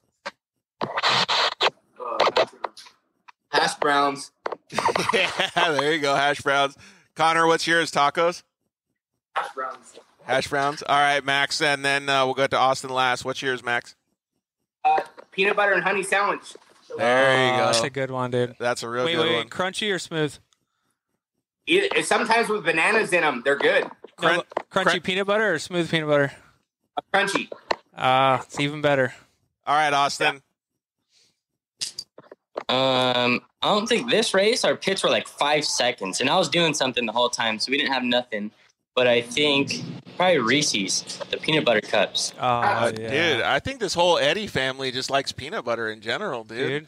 I Pretty love good. peanut butter. Hey, well, thank you, boys. First of all, congratulations. Throw a couple shouts-outs before we get Justin Smith from Shock Therapy on. Obviously I want to say thanks to these guys, my whole team. Austin for putting up with me in the car and navigating for me. And then obviously 4-Wheel Parts, Polaris, Yokohama Tire. Josh at Cryo, he put together a super badass motor and training package for us. And Fox, Baja Bound Insurance, KMC Wheels, Sparko, VP Rate, Mike at VP, and all the guys down there. Thank you guys very much. You forgot. Yeah, I was going to say Craig, our bike buddy, Craig Scanlon. You guys saved the best for last. Yeah, Craig at SMG, that kind of got me started in all this and kind of opened the door for me. Thank you very much. I appreciate it. Dude, you guys are kicking butt. All right, Austin. For that whole list you just said, especially those guys in the background, they did an amazing job in the pit the whole time. Yeah, I think it's fantastic that they have such a good program, right? Dude, it makes everything better when your program's tight like that. It really does. We've actually talked about this before. All right, boys, we're going to let you go. Congratulations on the win. Both of you guys did a fantastic job, and everybody on the team. It's good to see you guys.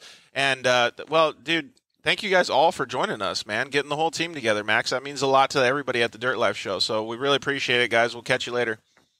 Right on. Thanks, George. See you guys. All right, so we are going to get Justin from Shock Therapy on. We're going to talk a little bit about his race. Unfortunately, it didn't go that well. They were actually running really good. Well, what do they say? You were running good until you weren't? Is that what we were winning until we weren't. Yeah, exactly. So let's get Justin from Shock Therapy on, and he can give us a little bit more info on the race that he had. Pretty interesting event, though. They came out with a newly revised or rebuilt car. Car was fantastic too, dude. Looks like it was working so good. But yeah, unfortunate circumstances for those guys. So we'll get Justin on here in just a second and see how he did. Let's see if we can get him on here. He just got a new phone, so. What happened to the car that smoked the cow and Parker? They chopped it in half, and this was the same car, but they redid the whole front clip. So, good car, though. That car was really good. Fast. Yeah, totally fast, too. Justin, I don't know if it's going to let us. Make sure you update your app, Justin. Click on the App Store and then go to the little icon at the top right, and then update the Instagram app, and then try to log on again. We've had some Instagram issues. Yeah, it's gonna need to be updated. So yeah, just update the app, and then we can get you on. We had Instagram issues on Monday too, so. When you see that, like, you've worked for some pretty phenomenal teams, whether you're driving truck in the passenger seat or helping behind the scenes, like when you see that vibe that Max just had, like with the whole family being involved, right? Cousins, friends, brothers, sisters, all of this stuff, nephews, everybody is involved, right? Like every time I see it, I get like heartfelt, like it's so cool. Like, how does that, go with you? Well, I'm Mr. Positive at the race. Like, I try and surround my crew with positive people because it takes one bad apple to bring the whole level down, right? 100%. So when you have your family and your friends and everyone's in a good mood, it doesn't matter at the end of the day what happens, whether you win or lose. If everyone's in a good mood and positive and everyone's just thinking good things, it's going to be a good time. Yeah, I think so too. I'm a firm believer in it. And then and they take it to the next level, right? They go ahead and they barbecue and they have fun. Yeah, they're having an adventure. I mean, like, we honestly probably could have talked nothing about the racing and talked about all the fun stuff that happened with the Pringles and the barbecuing and sitting, like, camping out underneath the Area 51, the lights. Like, how cool is that? You know what I mean? It's a life experience, right? So we do racing for the life experience. Yep. And then if you take that and then add the camping under the stars, dude, out in the middle of the desert. Dude, so cool. They didn't get very much sleep, but they still went out and got the job done. So it's cool. 7FPV, great show. Yeah, it looks like it was a cool event. It definitely was a cool event. And it wasn't just a cool event for the winners either. Like, it was a cool event for everybody. There was so many people that went out there and didn't have the best race. But I heard a lot of people when they came back, and they were so positive, and they really liked the way that the event flowed. So that's good. Kudos to Best in the Desert for doing that. And also, while we wait for Justin, Vito Renullo, congratulations to him for coming home with the Pro Turbo win. Joe Tirana came home second, and Dustin Jones came home third. So those guys were on the pipe too. They were really hauling coming through the pack too. So Bruce, let's wait till 7 o'clock to get you on, man. We're going to have Justin from Shock Therapy on. So let's see here. See if we can get Justin back on. Maybe see if the app is updated. Yeah, I can't emphasize enough a positive environment. You know, when I raced with Tisco back before they had their race shop, you know, even if we had bad races, the whole environment, we had so many people, an average of 20 guys there, and everybody was in a good mood. The bad apple never came back, and that was the environment. It was the family, the fun, and the adventure. Did you have bad instances that you saw that vibe and you were like, never letting that happen again, or how did it? So every now and again, someone would bring someone else. And then that person would not generally vibe with everybody, and everybody would kind of migrate away from that person to keep the vibe up. Yeah, totally. Jay Wiggle said, yeah, give the Weekend Warrior motos some love. Dude, so, well, two things. First of all, I want to get some more moto in my life. I think it'd be fun to get out there. But, yeah, not just the Weekend Warriors, like everybody out there, man. We give so many people love. Like, Max is literally doing it like kind of half and half, right? He's got a professional team. He's got a winning situation and a winning program, but he's also doing it and keeping it kind of grassroots. Like, it's so cool. Yep. So I totally agree with the way that they're running the program. Well, aside from the money situation, being grassroots, in my opinion, is more fun. Yeah, I can agree with that. I mean, there's a lot of cool shit that happens on the big level with the trophy truck guys and all that stuff. Yeah. But sometimes you gotta, you know, depending on the team, the fun's not always there, and there's a lot of teams that have a lot of fun at that level, but the grassroots guys have just as much fun. You're not missing much. Yeah, I can agree with that. Let me see here if I can get Justin back on here. So yeah, it really is though. Like, that's the whole vibe that we want in racing, right? Just in life, man. I just try and be positive in life. Okay, so Justin, I just sent you a request. Hopefully it'll come through. I'm not sure if it'll work or not. And if it doesn't, Justin, no big deal. We saw that you also had a live feed earlier today that talked a lot about your guys' racing as well. So that was super cool. I was able to watch all that stuff. So you guys, if Justin isn't able to come on, you can always go to the Shock Therapy page and check out their videos, and they're on YouTube and Facebook as well. He had a whole bunch of good information walking around the race car, showing what happened, and it was really cool to be able to see that. So going back to what we're talking about the grassroots stuff, I raced Lucas Oil for, I think it was 3 years before I started getting support from Yamaha. And I love that support. That was always my goal, was to be able to get like a factory ride and to move forward and do all that stuff, right? But once that happened, it took a lot of the fun away. Like, it really was. And I don't mean that as a bad thing, right? Because I was on a roll. Like, I was moving forward. Like, I was making all these goals happen.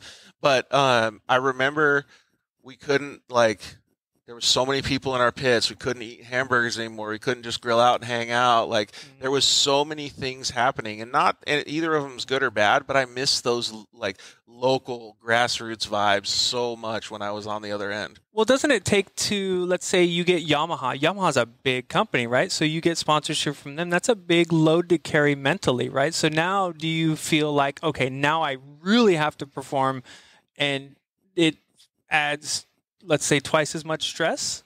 And that's kind of what takes the fun out of it also, right? And especially because I'm so goal-oriented and so detail-oriented, it really, really hurt me mentally because it was so much more of a load for me. Like, I wanted to kind of take it back to the grassroots thing. It was just difficult. But and I don't think any of it was bad. No. I just think it was completely different. So when everybody says, oh, I need sponsors and I want to do all this stuff, I'm always like, you don't.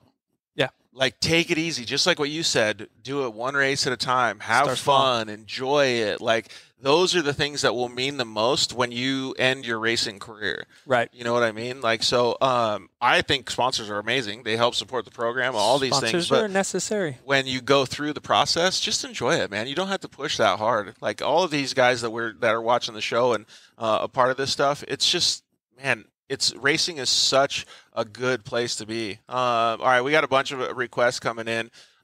Justin, I don't know, man. It's not letting us do it. So why don't you guys go back and check out the Shock Therapy Instagram live feed and YouTube live feed that they had today, and just, go through and look at what Justin did over the weekend. He has tons and tons of good information on there. In fact, it's cooler because they go around with their phone and their cameras and stuff, and they're able to see the cars. So go check that out. Justin, thank you very much for trying, dude. I really appreciate it. But we're going to get Bruce Binnquist on right now, and then follow up with Seth Quintero.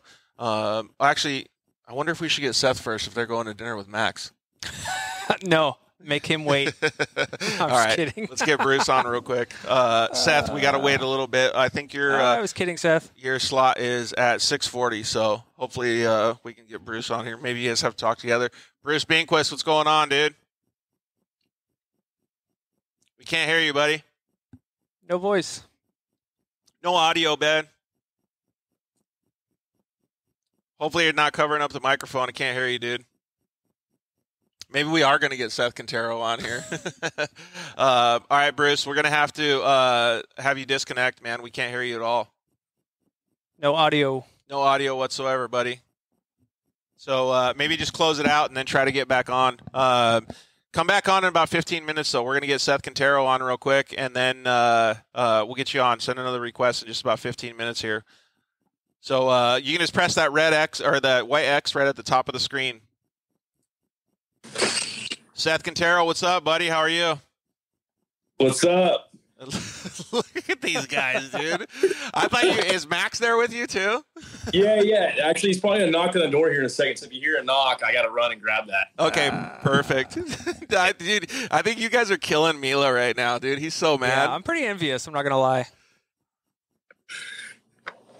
Hey, so Silverstate 300, dude. Like, you've been doing some badass rally stuff and Dakar, all of these different things, and now you're back in the United States racing. Like, I was honestly thinking, like, how does it feel being back in the United States? Because, like, that's where you grew up. That's where you started, right? And then all of a sudden you're back. It's like, all right, game on. Yeah, it's definitely been like a weird transition to try and balance the two, just because the European side takes so much time, like a lot more than you'd ever think. Obviously, American racing takes a lot of time too, because the same as Mitch, where we're prepping our own cars and working all on our stuff. But the European side is definitely rough because you got 48-hour travel days alone. So behind the scenes now, the other guy. That's the other guy. Yeah, we traded positions, dude. Oh man. You guys have such a good time when you guys are on all your little escapades, dude. So I like that vibe. When you come back to the United States, though, it's got to feel good. You have a lot of your, we'll call it the hometown crowd, like in Supercross and Motocross, right? Because you got mom, dad, you got all your friends. Like, it's a whole different deal. Yeah, for sure. Obviously, coming back to the States is always nice. Getting back to your roots. I mean, I would be, nowhere without, the off-road racing that I've done today or the racing I've done today inside the States. I wouldn't have had the opportunities to go out and do Dakar or all these other rallies and all these rad opportunities that I'm getting. So it's always nice to come back and see everybody, familiar faces, and be comfortable. See, have you ever done Silverstate before? Yeah, I've done Silverstate a couple of times. We've won it a couple of times this year. I was hoping to win it. Unfortunately, I had an issue at about mile marker 40, 45. That cost us a little bit too much time to try to make up the rest of that back, but did our best. And it was a really good step in the right direction with that car. We haven't had the best of luck with it. But what car were you racing? I'm racing the Pro XP. I've had that car for about a year and a bit now, just with all the European racing and a couple of struggles that we've had trying to build that car. We haven't had the best of luck, but now at this point, obviously we've done well, and hopefully we can keep continuing to do well, and Vegas Stream should be a good time. Yeah, it's a solid platform. I'm glad to see you. Like, I was stoked just to see your face at the races. You know what I mean? Like, it was rad to see that you were back in the United States racing. I know the vibes were high with, like, Air Dog was just pumped on it. Like, everybody was stoked, right? So when you go out there, is it like, I don't know, is the expectation or, like, level of excitement different? Because you know it, you're comfortable with it, and all of a sudden you got all your crew around? Yeah, for sure. It's almost like, I showed up to Tech, and it's almost like a guessing game to whether I'm going to be there or not at this point. But I try to be there as much as possible. Obviously try to make all the sponsors happy. And really off-road racing in America is really what I love to do, and hopefully I can keep continuing to do that for a long time. It's just something about it, the vibe, your friends, and even with, being with Red Bull and Polaris and having a lot of these major manufacturers behind my back, we keep it pretty grassroots. I mean, my dad's my main crew chief. I got one of my best friends as my co-pilot, my grandpa as a chase guy. So yeah, we definitely keep pretty grassroots and try to have fun with it. So it's a way different vibe than what it is over when we go overseas. Gramps is holding it down too. That just goes back to what we were talking about with the sponsorship. He goes overseas, it's all unfamiliar, and he's got more stress to try and push through to get to that drive. Well, Seth's also young, so it's a little bit different, right? Like, he's in a different country, like he's navigating all this stuff. Though that's why I'm saying, like, he's got to feel super comfortable when he comes back to the United States. All right, so you get to the track and you're just like seeing all your friends, everything's good, like you prepared for the race, like, are you just like, man, we got some serious competition, but I think I can go out there and kill it? Yeah, no, for sure. I mean, the level of talent and the ability to get to, the top step of the podium, at least in my class and a lot of other classes nowadays, is nuts. This class it seems like it never stops growing, and the talent's never shy of amazing. So you never know. I mean, like, sometimes you don't know what people, random people pop up and you wouldn't know their name, and all of a sudden, you're battling for a top 5 with them. So yeah, there's a lot of people that are talented and can win, and it's going to keep getting tougher for sure. Yeah, it's cool. So the top, you ended up coming across the line in 4th, right? So Vitor Anulio first, Joe Tirana in 2nd, and Dustin Jones, and then you? Yep. That's some pretty heavy competition, dude. And those guys have been making a mark, like at the Mint 400 and all of these things. How do you feel about the level of competition now in UTV racing, especially at the last race? Yeah, no, the level of competition, like I was saying, it just keeps growing and growing and growing. And I don't want to get too far behind that ball. But these guys are spending so much time on their cars and testing, and they have the opportunities to go out and do a lot of these races, because I think all of us off-road racers, racers in general, there's nothing like, a race scenario. You can do all the testing in the world that you want, but until you get to race day, you don't really know what's going to go down. So definitely talking about a little bit of a disadvantage with that. But yeah, I mean, it's going to be so much fun the rest of the year. And I have no plans of quitting off-road racing, on the American side anytime soon. Hopefully this is, my job for the next 20, 30 years. I mean, I'm only 19 years old, so I for sure got some time in me. I got a lot of spunk in me. But yeah, the fire's still lit, and hopefully we can keep it going. Yeah, dude, you're doing a good job. So one of the things that he just brought up, like that I was going to ask him, actually you'd probably be more interested in the answer to this question too, is like, he loves racing in the United States, but there's a massive difference, right? He's talking about all the guys that put in so much effort, like let's just say in this case, the Best in the Desert series.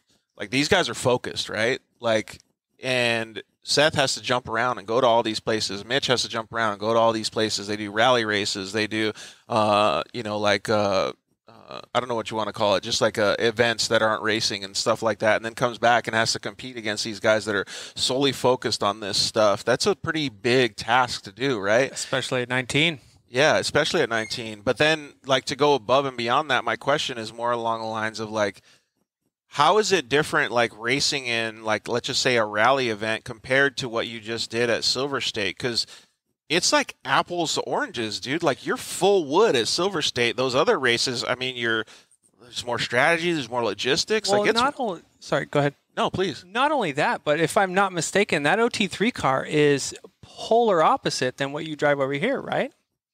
Yeah, and just like you said, that car is, it's got a 6-speed sequential, and it's very low to the ground, not a lot of travel, 30-inch tires.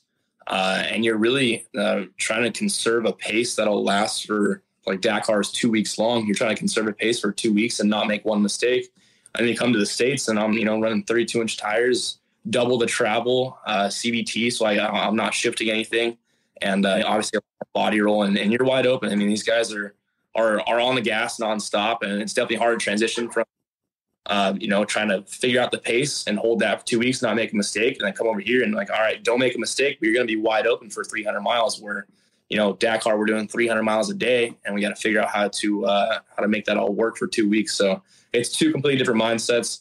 That's probably one of the main struggles, bouncing back and forth. The car thing, Mitch and I can both hop around cars and feel pretty comfortable pretty quickly, just because, we've been in racers for a long time, and we can come back to our roots and feel at home. So that's not too big of an issue. But yeah, obviously the mindset is super hard to bounce back from. It's kind of crazy, right? Like, just to think about all that versatility, or diversity, I guess is the right word, in their driving skills. Yeah, it's very diverse. And then from what I know, the car is completely different, right? So it'd be like getting in a F-150 and then jumping in an Audi and trying to finish, right? So he's super familiar with his UTV, but then he goes over and waxes the competition in a car that is like the F-150 compared to the Audi. What I'm hearing you say is like, yeah, he's a wheelman, right? Yeah, hey, you got to hand it to him. That's cool, though. Hey, so when you're over there and you're doing all that stuff, what is like the cooking? Like, what are you guys grilling out on? Like, what's Air Dog wanting to grill? That's one thing that I think I miss the most. Leaving the States, the food. I've gotten to experience a lot of different cultures, a lot of different places. Mitch and I have both done a lot of traveling. And I'm sorry to say it, but nothing beats California food. I'll continue to say it for as long as I live. I mean, we got it pretty lucky over here. I bring waffle makers with me. I bring 20 pounds of food with me to every race I go. Nice. It's not food's horrible, but sometimes we're in these race scenarios. We're up at 6 a.m. We don't get back to the bivouac when we're racing on the European side till 6, 7 p.m. We got nothing in between, and at that point, you don't really want to go eat some bivouac food, which is really, bivouac food. If you talk to anybody, isn't the best of food. It's hard to get down for sure and get your nutrients in you. So we bring a lot of food with us, a lot of healthy stuff. Mitch does, at least. I bring a lot of junk food just because, I like to feel like I'm big hot Cheeto guy, big taco guy, big pokey guy. Like, I want to see like what his question is at the end of this little interview here. That's going to be a good one. All right. So when you're going down the track, it's you and Colby Wemple. He's your co-driver. How do you feel? Like, are you feeling like, dude, I'm killing it right now? Or you're like, man, you know what? I think we could actually push a little harder. Like, what's the vibe in the car? So that's a tough one, just because when you're in like the going back to the bouncing back and forth thing, when you're in the OT3 and you find the flow, you can feel it just because you're doing a lot of movement in that car. You're shifting, you got to clutch, you got to steer, you got to do all of it, and you got to look out for everything. And then you get in the Polaris where I wouldn't say it's easier to drive, but it's a lot more mellow to drive. So you don't like. It's hard to get back on that mindset of being wide open all the time. But most of the time, we gauge off of, the cars in front of us, cars behind us. When we get into a pit or, my crew will get on the radio, like, hey, you're, this place on time. So we kind of can justify, all right, well, we ran a good pace here to here and we picked it up from here to here. And now we're sitting at this place. So it's obviously pretty tough to try to figure out where you're at. But yeah, like you were saying, Colby and I definitely know when we're picking up pace and driving low, or when we're driving conservative pace, which is still a fast pace. Not saying that we're there on a Sunday cruise, because you can't do that, but yeah, it's definitely tough to figure it out, especially with so many of these talented drivers nowadays. I mean, I know I'm only 19, but I've, been in the sport a very, very long time. And I've watched the level of talent, especially with these kids, double and triple, quadruple, whatever it is. Like, the talent that's coming up behind me is just, it's going to take over pretty quickly. It's pretty crazy, right? And then, so where did you guys start? Do you, because you obviously finished fourth, but like, did you have to pass a bunch of dudes? Like, how did the race go? Yeah. So we started 28th in our class. I believe 81st overall is what we were sitting at. We knew we were going to sit in dust, but that's that race. I mean, that race is really dusty and in very single lines. So you got to be a really good dust driver.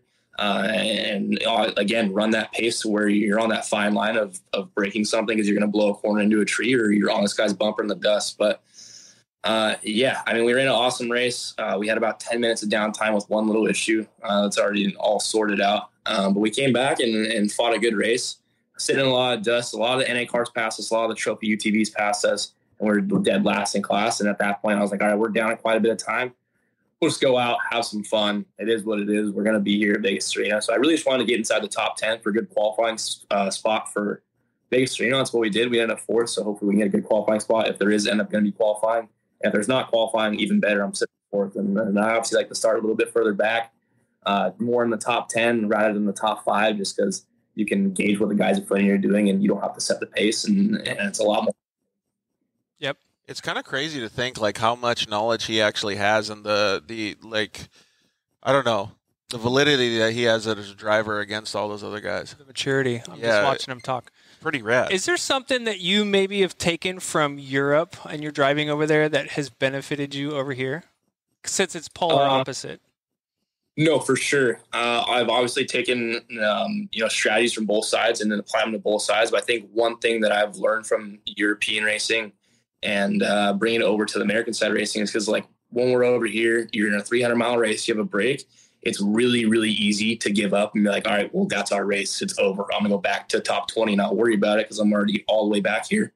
And so, but when you're in European racing, I mean, like Abu Dhabi, I had a day where I was 30 minutes down. And one day we had 30 minutes down. The next day, all the guys broke, and I was, right back into the overall. So that's one thing I've definitely brought over from the European side of racing to American side of racing is just keep the mindset that anything could happen. Yeah. And, just try and no matter what, because I mean, people make mistakes and you can get real lucky, and sometimes you got to be lucky and good. So, dude, that's a really good point. Yep. Like, and I think a lot of people don't actually really understand that, because I know a lot of guys that are out there in the desert races, and they'll be like, "Yeah, dude, we had an issue, so we just called it." I'm like, "What? Yeah. Why? Like, why didn't you just fix it and go?" Or they're in their head the rest of the time, like, "Fuck, like not." Dude, Silverstate, I drove Silverstate once in a Class 1, and it's easy to overdrive. And I can understand that if you were in a bad mood or you had, like, he had an issue at 40 miles in, I think you said, it could get in your head, and then that just compounds the negativity through the whole race. Yeah. So that's one of the things that they say, Seth, is the best thing about a good racer is they're very quick to forget stuff. Like the attention span of a gnat. Like, you don't remember that you just had an issue. You just keep going forward, right? Forward. And I think you have a good understanding of that. Yeah, for sure. Just like you guys were saying, it would have been super easy for me to get frustrated with the issues that we did have. And then, I'm trying to drive hard to make up time, and all of a sudden I'm in the trees and I got a totaled car or whatever it is. So, yeah, like you guys are saying, it's really easy to get in your own brain. But us as racers, and like I said, that's what I've brought over from the European side of racing, is just kind of take a breather, calm it down, forget it. It already happened. You're not going to change what already happened, so might as well not worry about it. Just keep on moving forward and try to get back up there. Hey, are you getting is Air Dog or any of your crew giving you updates on, like, clearly they're giving you updates on your race, but are they kind of giving you updates on some of the other things that are going on, like maybe Mitch's race and stuff like that? Are you, like, out there being like, yeah, the boys are doing good too? Yeah, for sure. I mean, especially when, I had Brandon Sims starting right behind me, and I got my friends studying around me, or obviously my dad is really talks to some of these guys more than I do. My dad's just one of those social butterflies, and he'd go on the radio and be like, "Hey, Brandon's up front and you're, X amount of time back," or Mitch is up front, he's running up front. I did definitely get some updates on how Mitch was doing. That's cool to hear, because it really motivates you. You're like, all right, well, my buddies are doing good, so I want to get out there. It does. Oh yeah. And so that definitely pumps you up, and Air Dog does a good job of really trying to. Air Dog just commented in and said, "I'm always telling him he's last. He's got to go faster." That's good motivation. Yeah, come on, boy. We're having ice cream, and you're last. Yeah. Tell me a single thing. I'm like, how am I doing? He's like, "You're doing good." I'm like, all right, well, where am I at? He's like, "You guys are doing good. Just keep that pace." I'm like, I need to know where I'm at. He's withholding. He knows how his son operates, withholding the proper information. Yeah. All right, so you're going through the race. You and Colby are doing good. You move up, and obviously you cross the finish line in fourth. How do you feel about it? Like, that's got to be a pretty successful finish for you, because you haven't raced in the United States that much in the past year or so. Yeah, that fourth place definitely felt pretty good. I've definitely felt like we've had the driving ability and co-pilot ability and team ability to win a race for a while. We've just had some really, really weird and bad luck, and hopefully that starts turning around, because some people can say that, I don't go through stress and anxiety, whatever it is, but that these past year and a half of trying to balance both European side of racing and American racing, there's a lot more work into it than you would really think. And I get that, like, people from the outside, the way we post on social media, we try to make it look perfect, just because basically we're not technically allowed to, I would say, to show the bad side of us, because then we get called sore losers or whatever it is, and like, oh, you're taking everything for granted, because this is the last thing I want to be seen as is taking for something for granted. I've always taught to be try to be really humble, and anyways, you are, dude. Stay humble. Yeah, exactly. I know exactly what Seth's talking about, though, and he is correct, though. I like to actually talk about this a little bit when we have these conversations, or when they do come up, is that social media is not reality. Nope. Social media is social media. It's what you see. It's what you can picture that they're doing, right? But it's also what the other person wants you to see, right? Exactly. I know Seth personally. I know his family good, and they are fantastic human beings, and they work their freaking tails off. You know what I mean? Like, everything that Seth does is goal-oriented to make his future better. And it's not just racing. It's everything that he does, literally everything. And I love that about most of these racers, because him, Mitchy, all the guys that we've talked to, Max, Austin, everybody that we've talked to tonight, even Jessy and Dustin, like, they all have that same mentality. We grew up in off-road, and we give it our all in everything that we do. I mean, look at you, dude.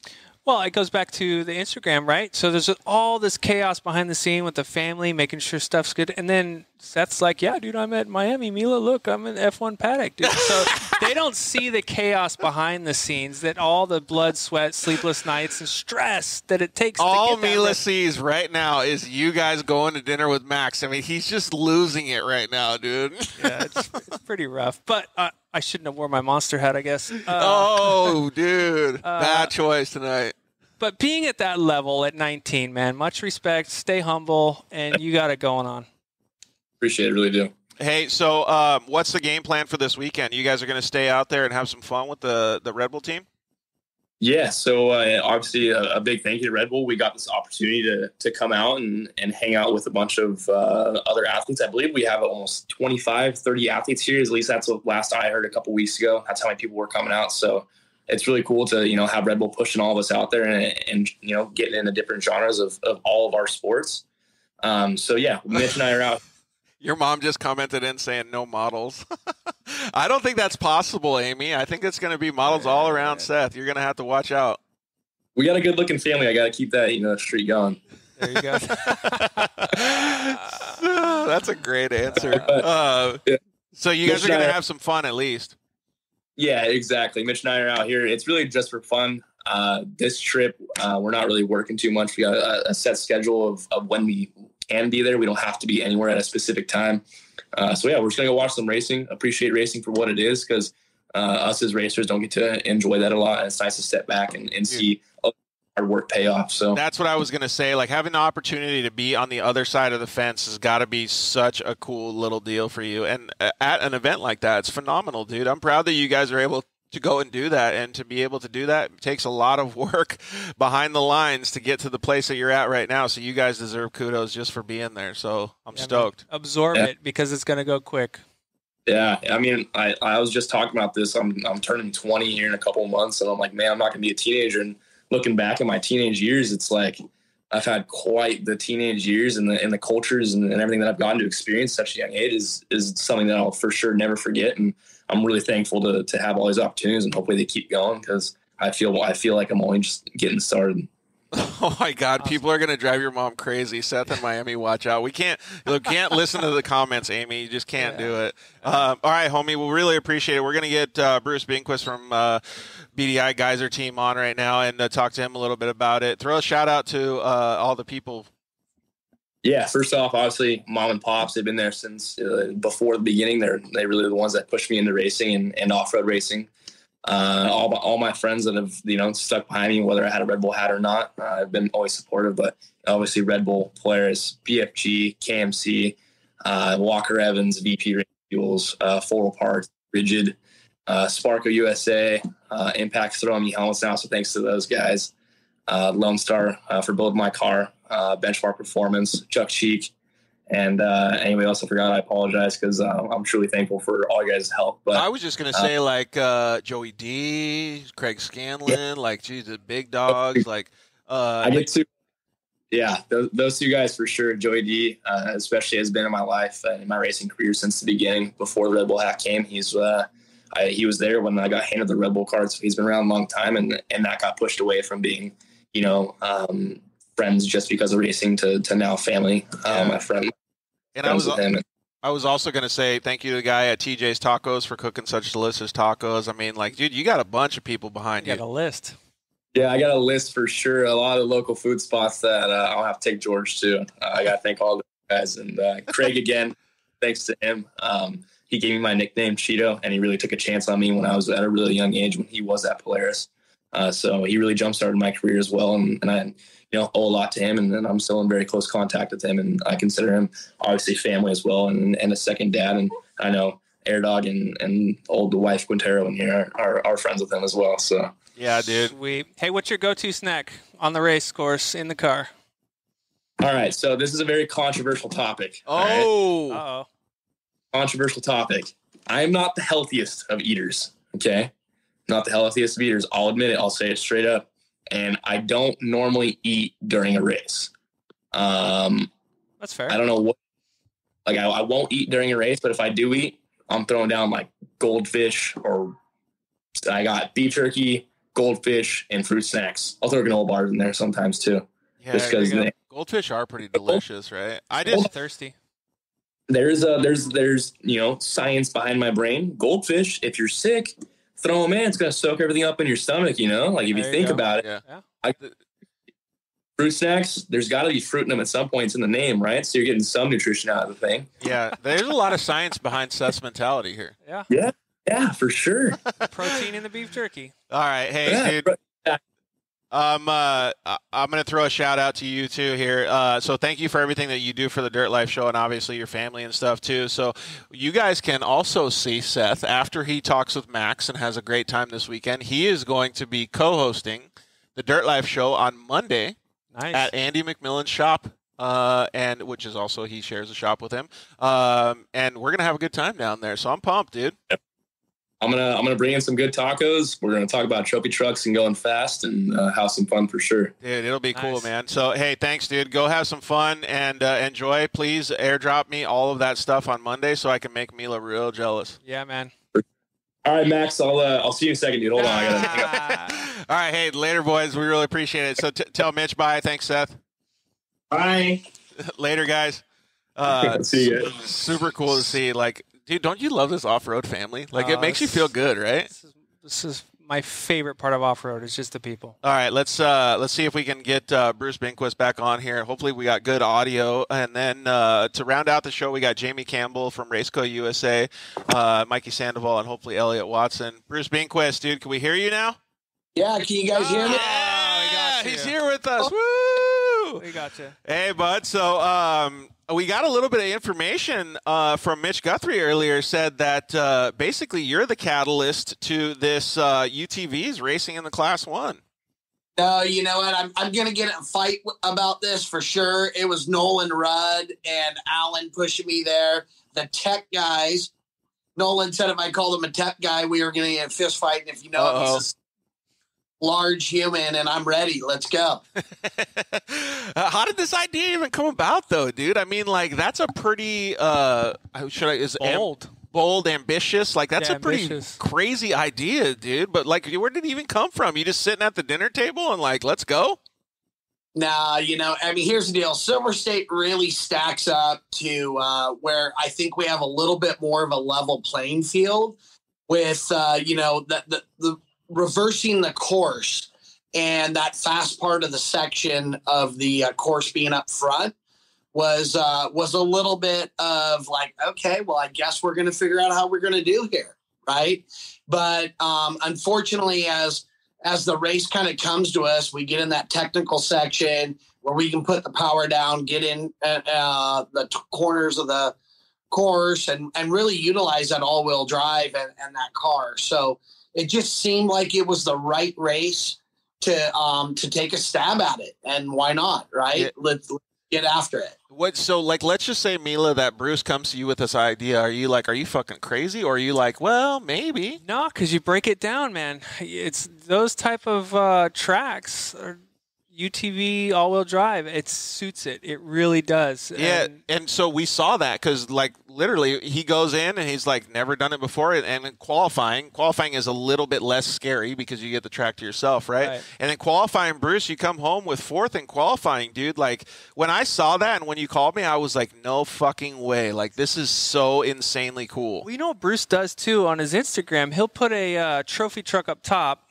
his car down at the bottom, on the same section of course, and he'll do the split times, and it's virtually identical. That's nuts, dude. It's really, you break down the tracks, if there's not a long, high-speed section, the lightweight car with all-wheel drive is going to do very, very well. And that's what you're talking about, Bruce.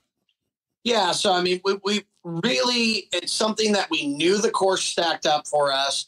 we took Harley Letner, right? He's the benchmark, past champion, all around badass, right? In a trophy.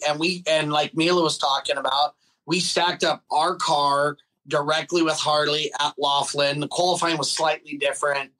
We actually probably had a little bit longer kind of section, but we were within 3/10.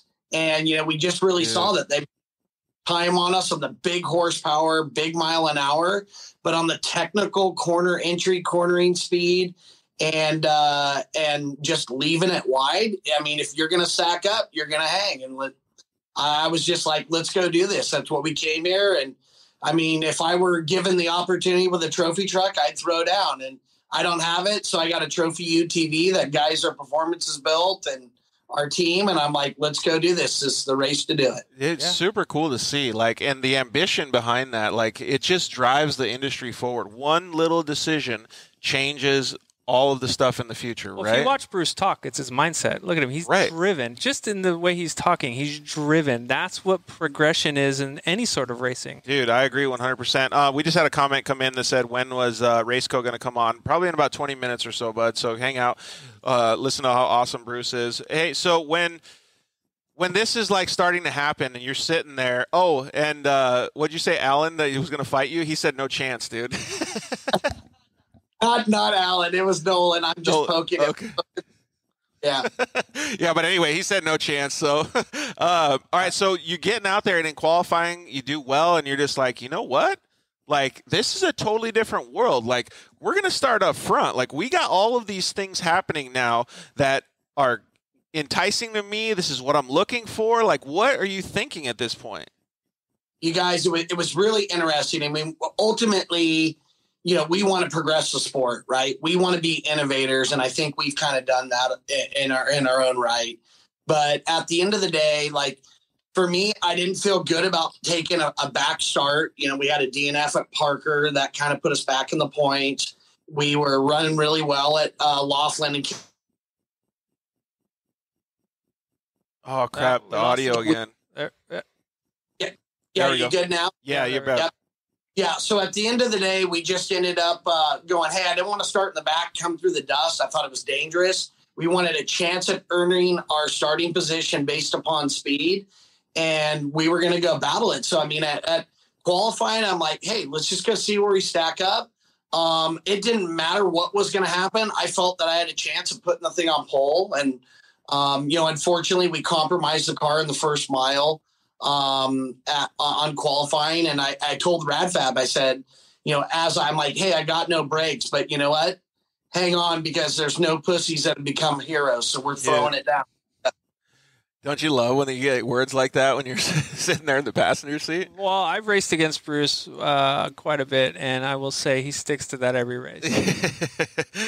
That's what pushes things forward, though, man. You got to have the attitude. I've been fortunate enough to see. I was at Sean's shop, and I looked at his car, and it's pretty pushed forward. He has no spared part. He's pushing everything on that car, so much props to him. Yeah, well, I love it, dude. When I talk with Bruce and I talk with all these guys, I just see such a good future. I mean, I've been telling everybody for years how important UTVs are to the off-road culture. Yeah. And I'm not talking about just what Bruce is talking about. I'm talking about everything, right? Winning and doing all these things, racing, enthusiast stuff. Yeah. And this is pushing it forward more. I get so excited about it, dude. All right, so you come home in fourth in qualifying, and you had a little issue, but then you're just sitting there and you're like, no way, we got this. This is going to be good. You line up at the starting line. Is everybody hyped on it? What's the deal?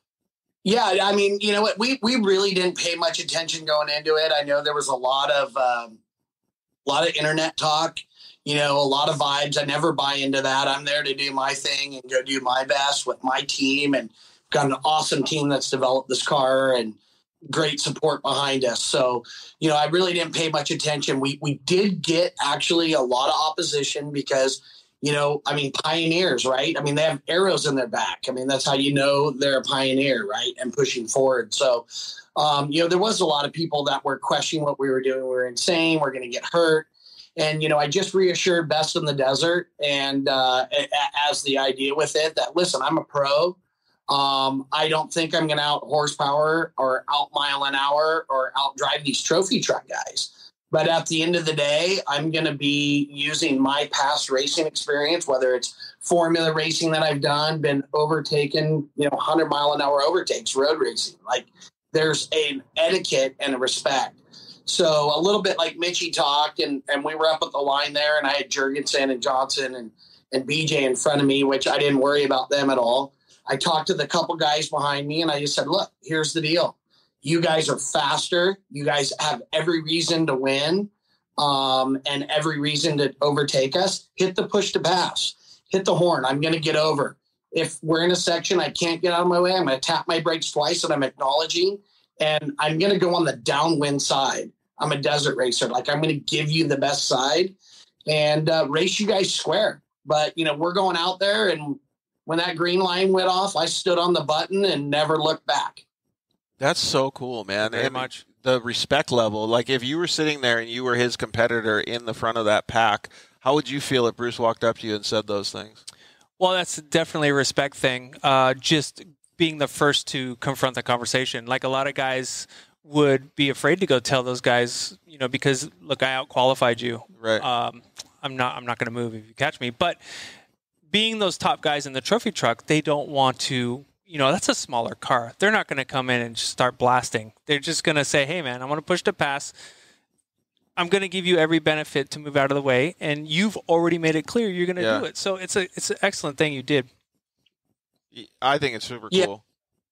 Yeah, it was fun. We were having fun up there, and Jurgensen and BJ were talking, and I looked over at them. I said, it's a different story for you guys. You guys are in front of me. I come up on you. It's a different program. Right.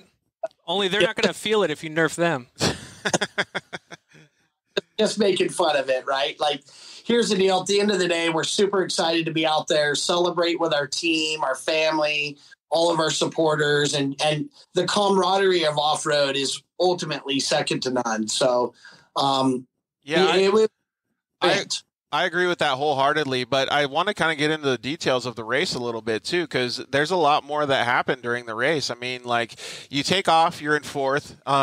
What's the first types of things that happen? Because just like we told Mitchy, you guys are kind of paving a new way. You're doing something that hasn't been done. And to me, if I'm sitting in that race car, whether I'm sitting in the passenger side or driving like you were, I'm questioning everything that's going on until I get comfortable. Yep. Yeah. So, I mean, ultimately, we really, Radfab and I, at the car at the start line, weren't questioning anything. I mean, we knew what our pace was. We knew we were going to hold the car wide open and not have a problem with our belt or our problems. We'd been testing 2 weeks prior and really made some great progress, which was super exciting for us and our platform. And, we'd shown the speed on the qualifying, and Radfab was honestly probably more confident than I was, my navigator, which is awesome, right? As a driver, to have that cheerleader sitting next to me. Yeah.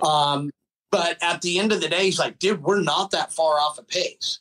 These guys think they're going to drive up on us and just overtake us at 40 miles an hour, and it's not happening. And I went, yeah. And I was a little bit more, if you can believe it, tentative, but I didn't let anybody know that, right? Like, I was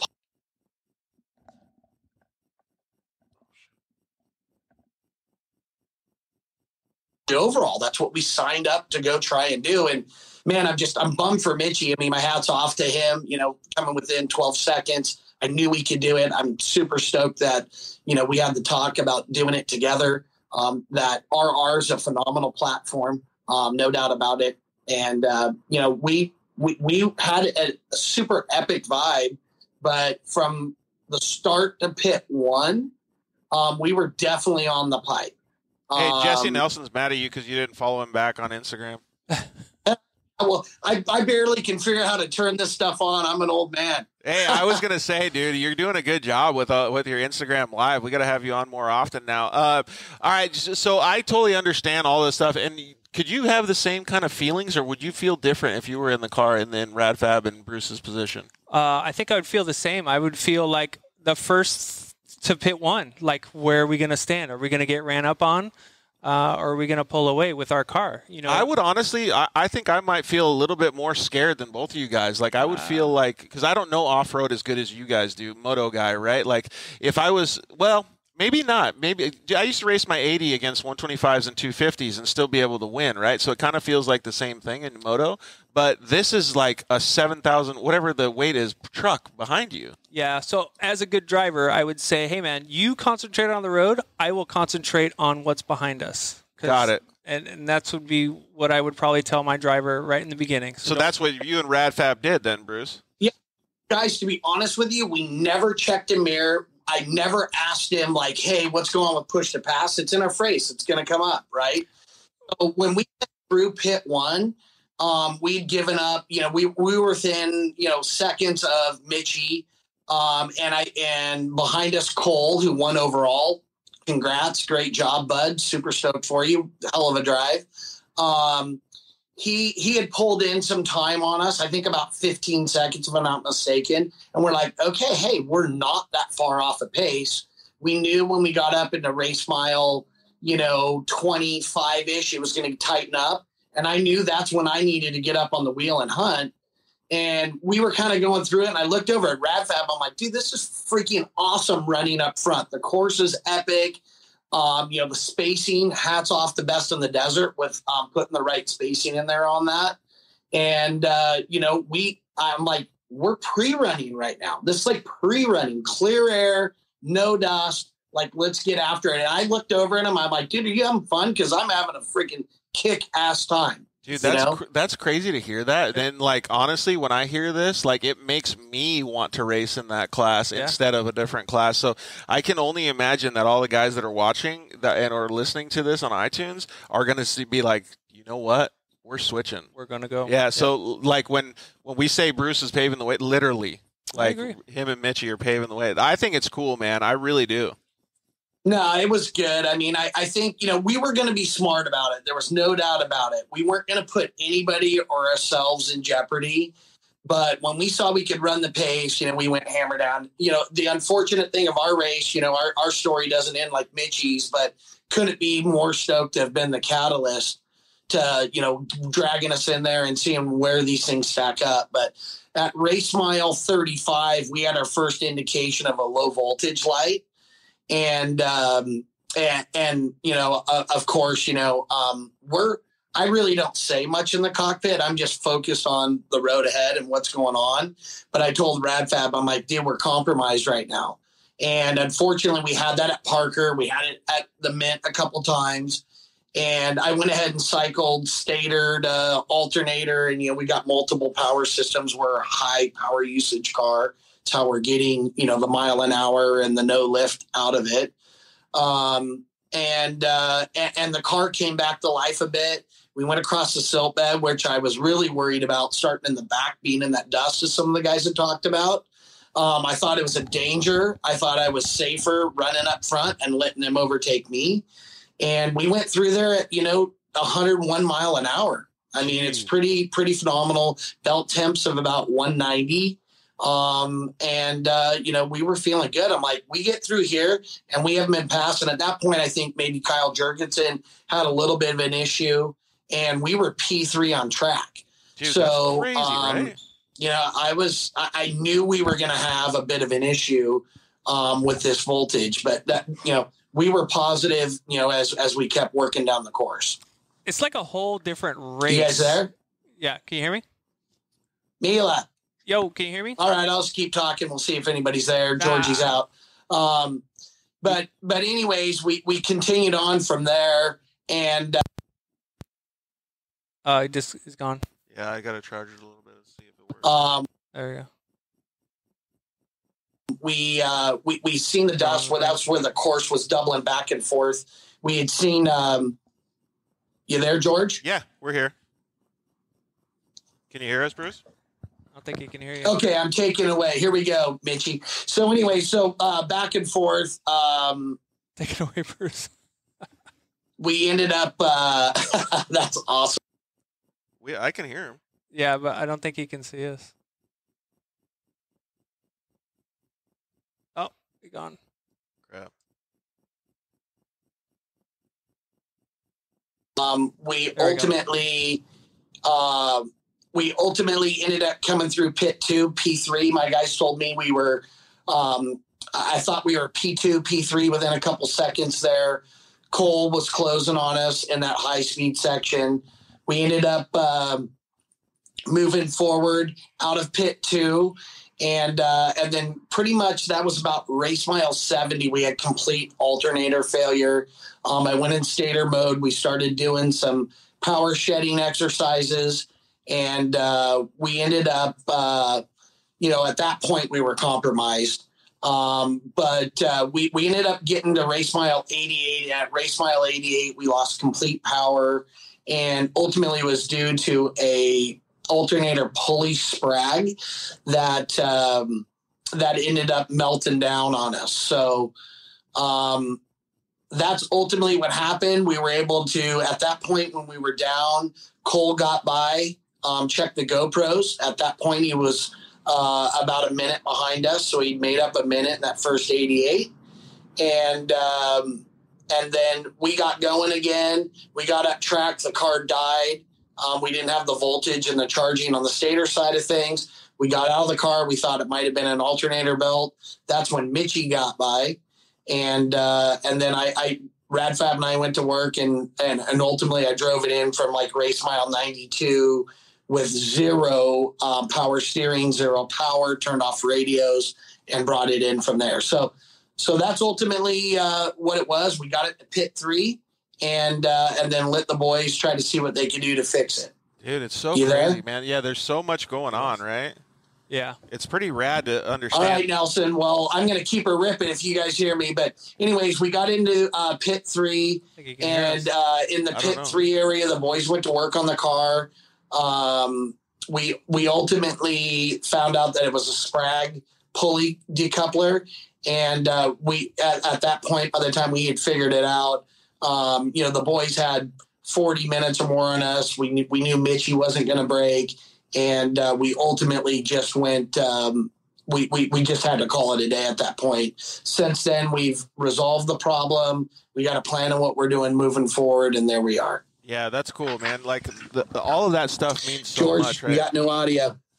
We can hear you. So anyways, I'll take over the Dirt Life show here, boys. I know. Until they can get hot again. I don't know. It says no audio.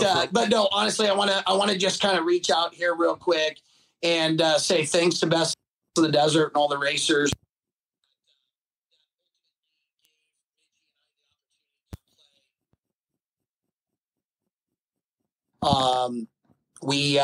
We ended up, I think, making a point here that we need to be qualifying, get the fast racers up front there. Glad everyone was safe.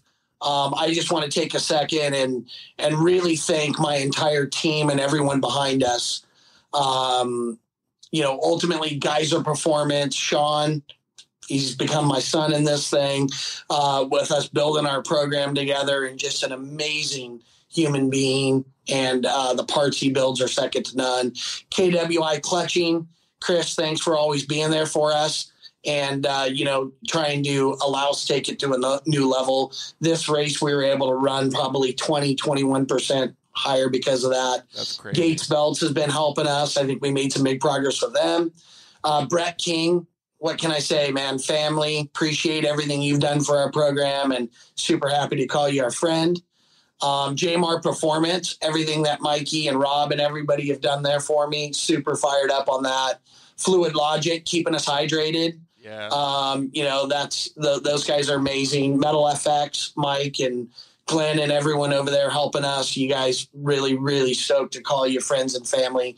Steel Racing Products, all of our cooling fans, intercoolers, radiators, and whatnot. Those guys are rad. Motool on the oil, keeping us lubed up there. Boys are killing it. Love it. That stuff is second to none. Oldest lubrication company out there, and just all around kick-ass race oil. So super stoked. Want to just shout out to ultimately all the guys that won in their classes. Vito, fantastic job. stoked for you guys. Chris Blaze, nice job. I helped you out there in a pit stop when we were broken there in pit 3. Stoked to see you guys capitalize. And, Cole, Class 1 car winning overall. It's phenomenal. Yeah, that Mitchy within 12 seconds. Super stoked. And just want to thank Radfab for riding next to me, man. What a champion you are to hang, because the stuff we're doing in this car is sick. And, that's what I got. We got no audio. I don't know if you can hear us, Bruce. Cinco de Drinko. I'm ready to have me a little happy dad, boys. Sweet, man. Cheers out. We got audio on Facebook. Boys, appreciate the support. We really appreciate it, Bruce. Thank you very much, dude. We can hear you. So, thank you very much. I don't know if audio is good on Instagram or not. I don't think it's Instagram. I think it's Facebook's got it. Let's probably wind down the show then. I want to get the Raceco guys still on the show, but let's do it tomorrow. I'll just do a little Instagram live just directly with them. Can you hear us on Instagram or no? So all you guys on Instagram, we'll see you later. We're going to wind down the show on YouTube and Facebook. We got to thank our sponsors because we didn't thank them at the beginning of the show, dude. So let's see. What do you know about those KMC wheels, guys? They're all right. I probably have them on my truck. They helped me fit me with some good clothes. Oh, you got some good clothes? Ryan, he's pretty cool. Yeah. Shady sometimes, but he's pretty cool. Those 2 Ryan guys. Thank you to KMC Wheels. You can head down to your local 4-wheel parts dealer and pick up some KMC wheels. Those guys will help you out down there. You can even get them installed. Yep. They have all kinds of new stuff. You guys can also get merch at wheelmerch.com. So please support the guys that support us. I say it every time, but I really mean it because those guys are our lifeblood. They keep the Dirt Life show going. Like Bruce said, thank you very much to the Motul guys. Just like we have here, you guys can go pick up at Evolution Power Sports or like IMG here. Any dealer that has Motul side-by-side products, you can get the Can-Am oil change kit. It's got Jacob's cone on the front of it. You can get one for your Polaris. You can get one for all your different vehicles. So check out those oil change kits. And adversely, thank you very much. Check for to Evolution Power Sports. Excuse me. Thank you very much to Evolution Power Sports for being a part of the show. Those guys have been awesome this whole time, man. They're making some serious power, and obviously they're using some good products like Motul to help back it. We missed Justin from Shock Therapy today, so maybe we can see if we can get him on tomorrow with the Raceco guys. You can use the code DIRTLIFE at shocktherapy.com. And get some limit straps, steering rack, a BSD kit, any of that stuff. They make some fantastic products, so please go check it out. You can always get a ride improvement system, help them have those guys revalve your shocks, do whatever you can to get those things dialed in for your UTV. Thank you very much to the guys at JL Audio. They make a full sound system for the stock Can-Ams. It fits up on the roof, got some subwoofers, the whole deal. So check out the JL Audio products. They're doing a lot of new stuff for side-by-side, so we're stoked to have them on board as well. Thank you guys over at Zolander Racing Products. You know, Mila, they make some pretty dope stuff. Yep. CRP. You can use the code TheDirtLife, buy some tie rods or some radius rods, match up to your Shock Therapy steering rack. Thank you to the guys over at Vision Canopies. If you need some sponsor love, man, you can put it on your Vision Canopy, and they help support the whole off-road culture, so please support the guys at Vision Canopy. Thank you guys over at CryoHeat. They support Max Eddy. He was just talking about him, and they do some very good work. Those ProMod transmissions are insanely cool. Very strong. And lightweight too. So, all right, Mila, thanks, dude. I appreciate you helping out, dude. No, man. Thank you. Thanks Always awesome talking. The amount of knowledge that you have is phenomenal, dude. I thoroughly enjoy this. Do you? Yeah. Well, you do a good job. So, you guys can always visit the sponsor deals page on thedirtlifeshow.com and learn how to get sponsored by Alex Stryler, and then you can also get discounts and stuff. So visit that page, supports people that support us, and save yourself some money. Like I mentioned when Seth was talking, we have Monday's show is going to be at Andy McMillan's shop in Southern California. We're going to do a shop tour there. We're also going to do a Dirt Life show. Man, it's going to be awesome, the amount of content that we're going to bring you guys. So we really appreciate him allowing us to come into his shop and, I don't know, get some content. And have Andy's some fun. A very smart, dedicated, driven dude. Yeah, I can't wait. Good show. I can't wait to talk to him. It's going to be awesome, and plus Seth's going to be there, so got a little bit of hot Cheeto to him too. Yep, there you go. So thank you guys very much for watching. You guys are our lifeblood. We really appreciate everything that you guys have done for the Dirt Life show. So please slide into our DMs, hang out with us as much as possible. We'll try to get to all your questions. If you guys have any questions for Mila or myself, just throw them out there. Ask them, man. we're always willing to help. Thank you to everybody at IMG Motorsports for letting us interrupt. We really appreciate James and John here for doing all that stuff. And like I said, man, you guys are our lifeblood. So please keep all the positive vibes coming for the show and let us know what we can do better or who you want to see on the show. So, all right.